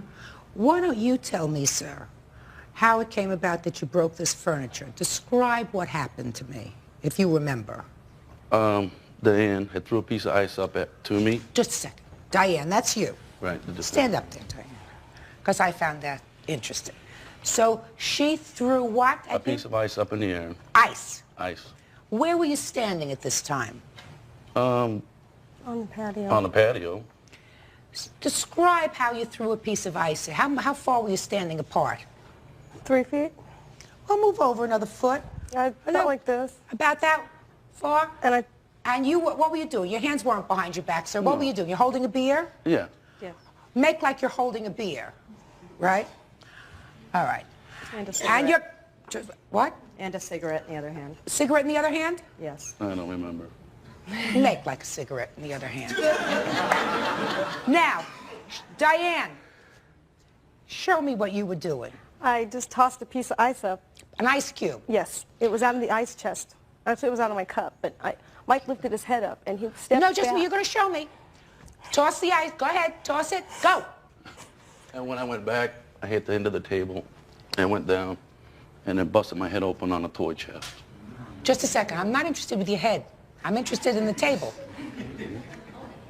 Right? You broke the table. The end piece, yeah. The end piece of the table. Right. Because you were acting like a fool at a children's birthday party. He had 3 or 4 beers. She's throwing ice cubes at you, and you're catching them in your mouth, right? And I say this to you, sir, because to add insult to injury, you filed a countersuit in this case. You're suing her because you fell and broke your head and split your head open. What does that have to do with her? What does that have to do with her? That was her house, and I was on her property, and I went through pain and suffering to the deal. So whose fault was that? It was my fault. So what are you suing her for? For the pain and suffering I went through. Why is your pain and suffering her problem? If you get it, listen to me, sir. If you get out of bed in the middle of the night, right, to go to the bathroom, and you stub your toe on a chair, and you break your toe, do you sue the chair manufacturer? Huh? No. No. Now, the table didn't have 3 or 4 beers and move. Right? No. So I'm really trying to understand what was in your mind when you filed this countersuit. Her lawsuit, I understand. Okay. Okay. That was easy. Okay. That was easy. Okay. Is that pretty much what happened? In general, yes. We offered to call 911 or take him to the hospital. He refused. You were No, being... no, that is not true. Doesn't make any difference. I want to know about the table. Okay. Basically, the table was broke on one side, and he broke a chair. So did you have it fixed? Were you able to repair it? We tried to get it fixed. They were not able to fix the table and the How chair. did he break a chair? He was sitting in it, and when he leant over to get a beer off the table, he broke the chair. He broke the... Well, that happened before the table. Right. You remember that? No, there was no chair broken, no. You don't remember a broken chair? No. There was not a chair broken. How was it broken? You have a picture of it? Yes, we do. It's basically just a little metal hinge that fits into the grooves of the side of the chair. It's a folding chair, little wooden folding chair. And so did you fix the folding chair? No, there's nowhere to fix the metal piece. Did the party continue on after this happened with this fall? Once they left, the party did end, yes. Yes, ma'am. He fell backwards, and I came watching over there, and Mommy and Mommy's friend and Diane, they tried to doctor him, but they rushed him to the hospital. Thank you. Did you have a good time at your birthday party? You didn't. Why not? Why not? It's okay. You can tell me. Tell me your name. Tina, Tina. You offered to fix the table. No, she's all right. She's all right. I won't ask her any more questions. Thank you. Evidently, she didn't have such a good time at the birthday party. No. She does not want me to throw any more parties for her again because of what happened. Why? Because basically she seen him walking around drunk and fall down and shed blood all over at her birthday party. Judge Judy continues in a moment. I was told they were going to pay $50 each Sunday. I did not get any money, so I took matters into my own hands. And later today, I certainly wouldn't make damage in broad daylight with a neighbor walking outside in the street. The police were there, and he fled. real cases, real people. Judge Judy. 35-year-old Cynthia Bettis says Mike Stipke ruined her daughter's birthday party when he got drunk and broke a table. Mike says it was all an accident and is countersuing for medical bills. How much is the table worth? About $200. Okay. I have the, a letter from the lady who owns the table. You borrowed the table from somebody else? My in-laws did. They borrowed the table for the party. Okay, well, it has to be replaced. And you have to pay for it. Don't be foolish. I did offer to pay for it. So then what are we doing here? I asked for the money to be delivered, $50 every Sunday, and they agreed upon it, and it never came through. I offered to write her a check in the whole full amount and have Mike pay me back because I live 3 blocks from him. So? I never got that offer. She says, I'm going away for the weekend. I'll call you when I get back. We'll make arrangements to happen. She didn't call. Why don't you just drop off the check? Why should I go over there? She made it clear she didn't want me over there. So why don't you just send the check in the mail? Say, I'm sorry this happened. Sorry I spoiled am the sorry it birthday happened, party. and I made that quite clear to her. All right. Well, it's a very unfortunate circumstance. Sir, you understand that you owe $200. That's for the table. I mean, little girls who had a birthday party, one of them had a good time. The older one didn't. She probably understands a little bit more about what was going on.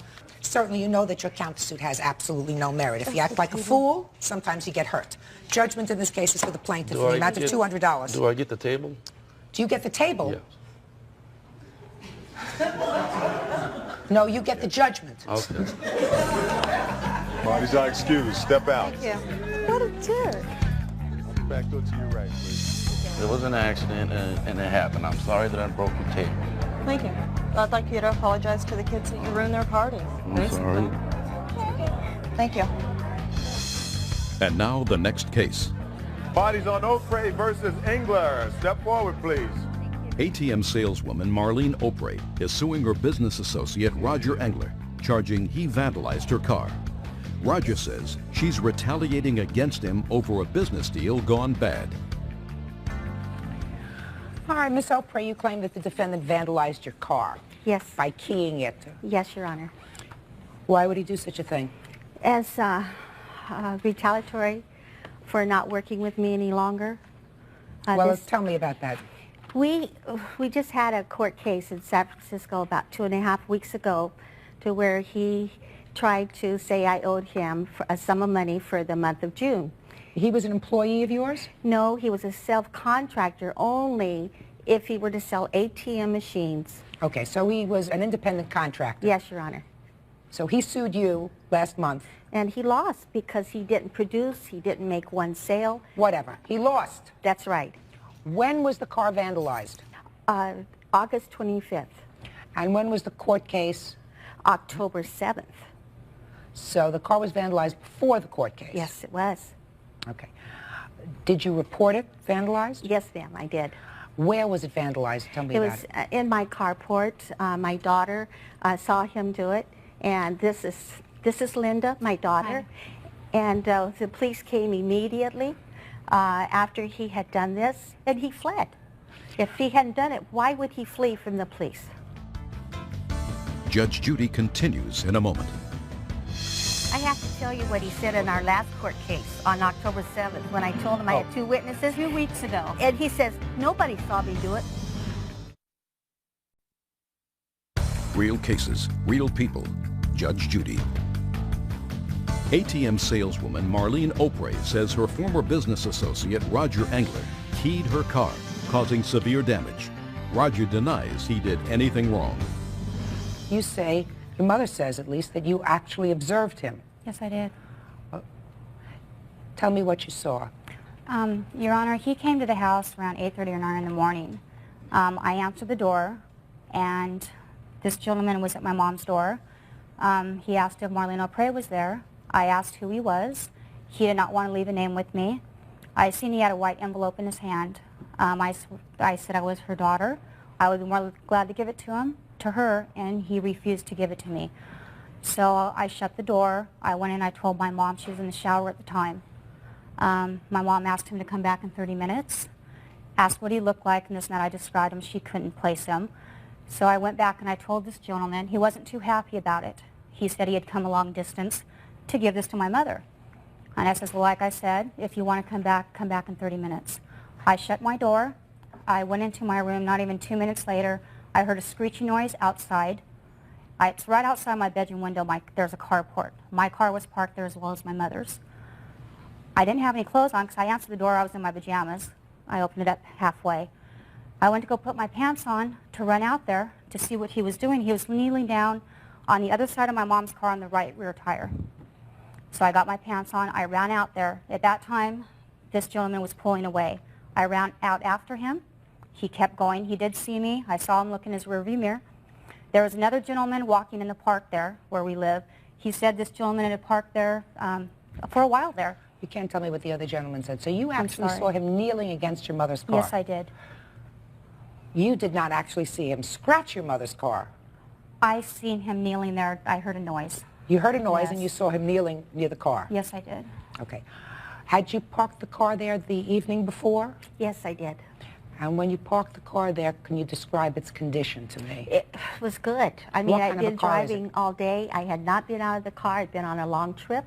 And I'd parked there about 11:30 at night. And, Your Honor, we have security at the park, so nobody came in. Do you have pictures of the car? Yes, I do. May I see it, please? Yes.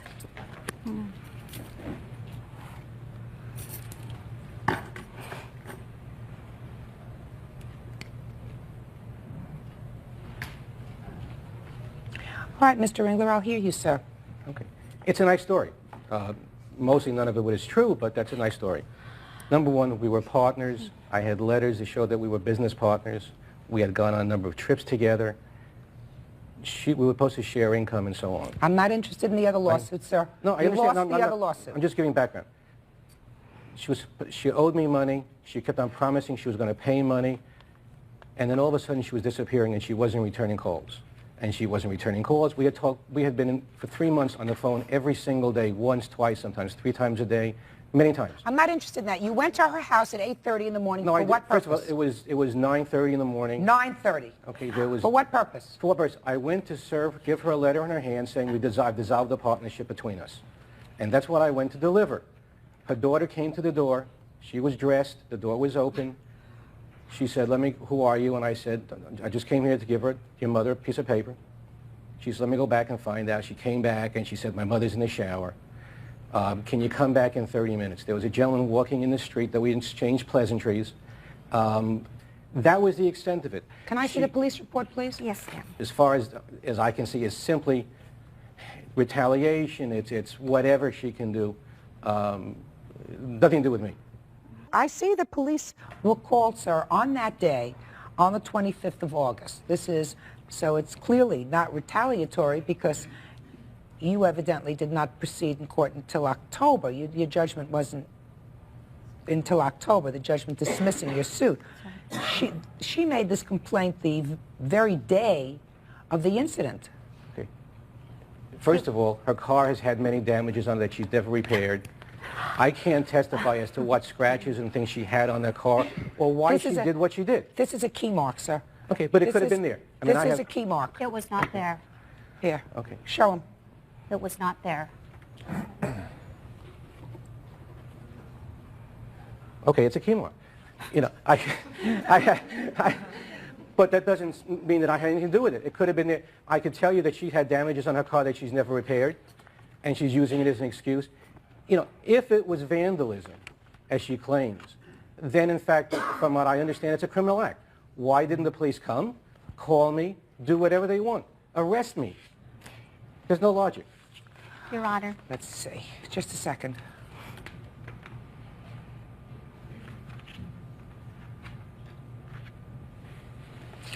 You were given information on how to get a temporary restraining order against him. Did you do that? No, I didn't because I left on a long cruise.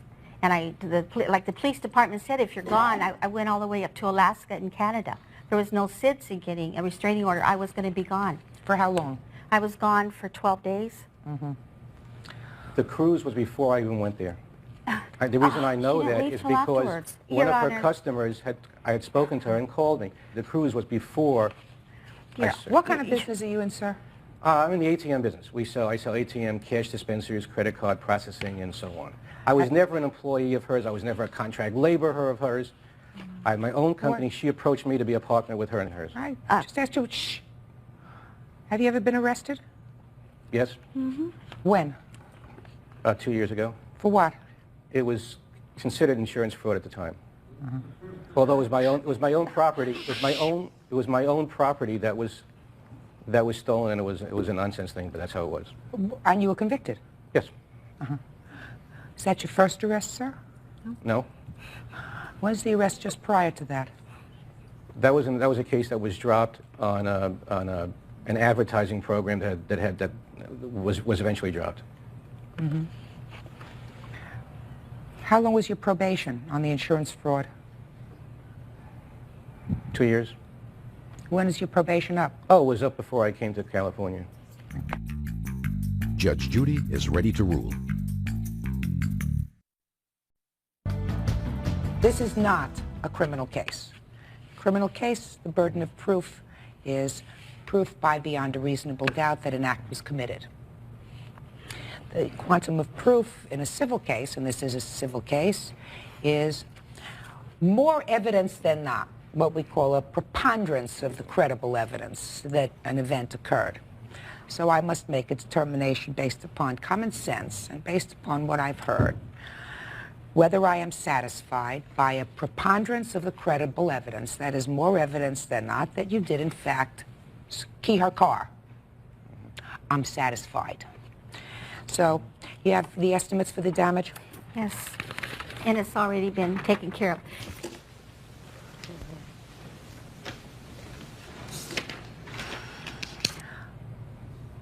$1,241.25 is what you paid to have the car repainted on both sides. Judgment in this case is for the plaintiff in the amount of $1,241. That's all. Parties are excused. You may step out. Thank you. Judge Judy continues in a moment. And on the next... I trained myself for this on Bermuda.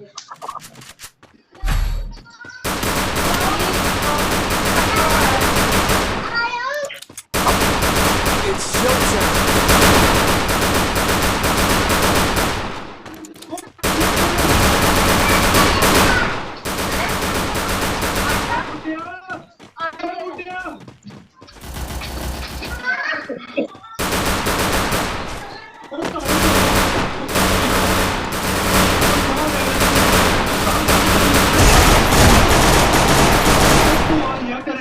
तेरा बापू राम खुदा करदा तैनू बाले गुस्से च कहंदा रब के लिया अपने आड़ी नू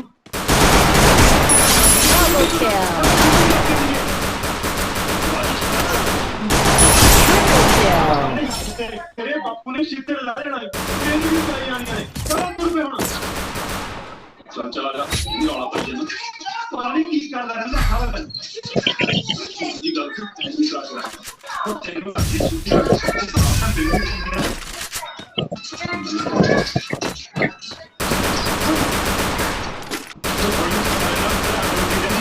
ਕੋਈ ਹੋੜੀ ਆ ਉਹ ਹੁਣ 10 ਮਿੰਟ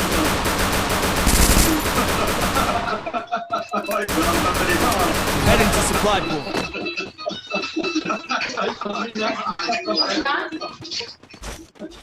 तेरी बहन ने कुछ बातरी गाल को पड़ जी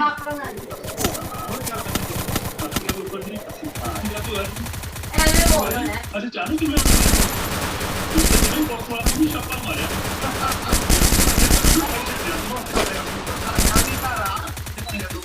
Triple kill.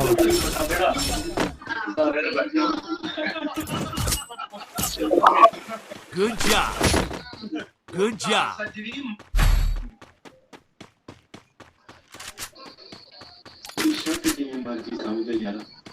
Resources here.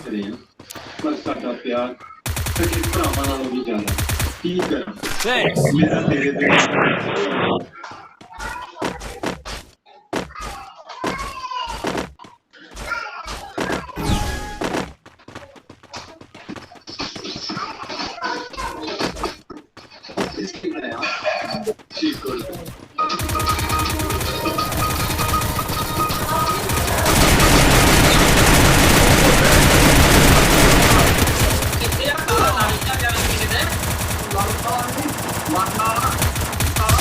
Ace!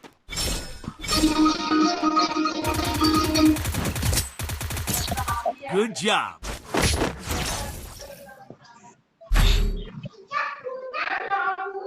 Resources here. Resources here. Resources here.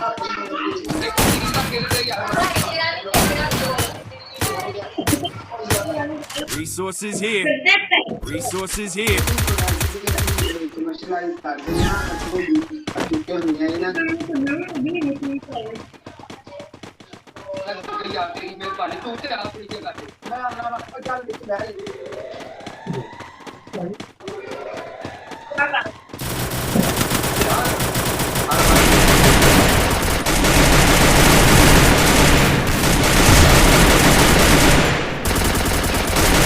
First blood. Double kill.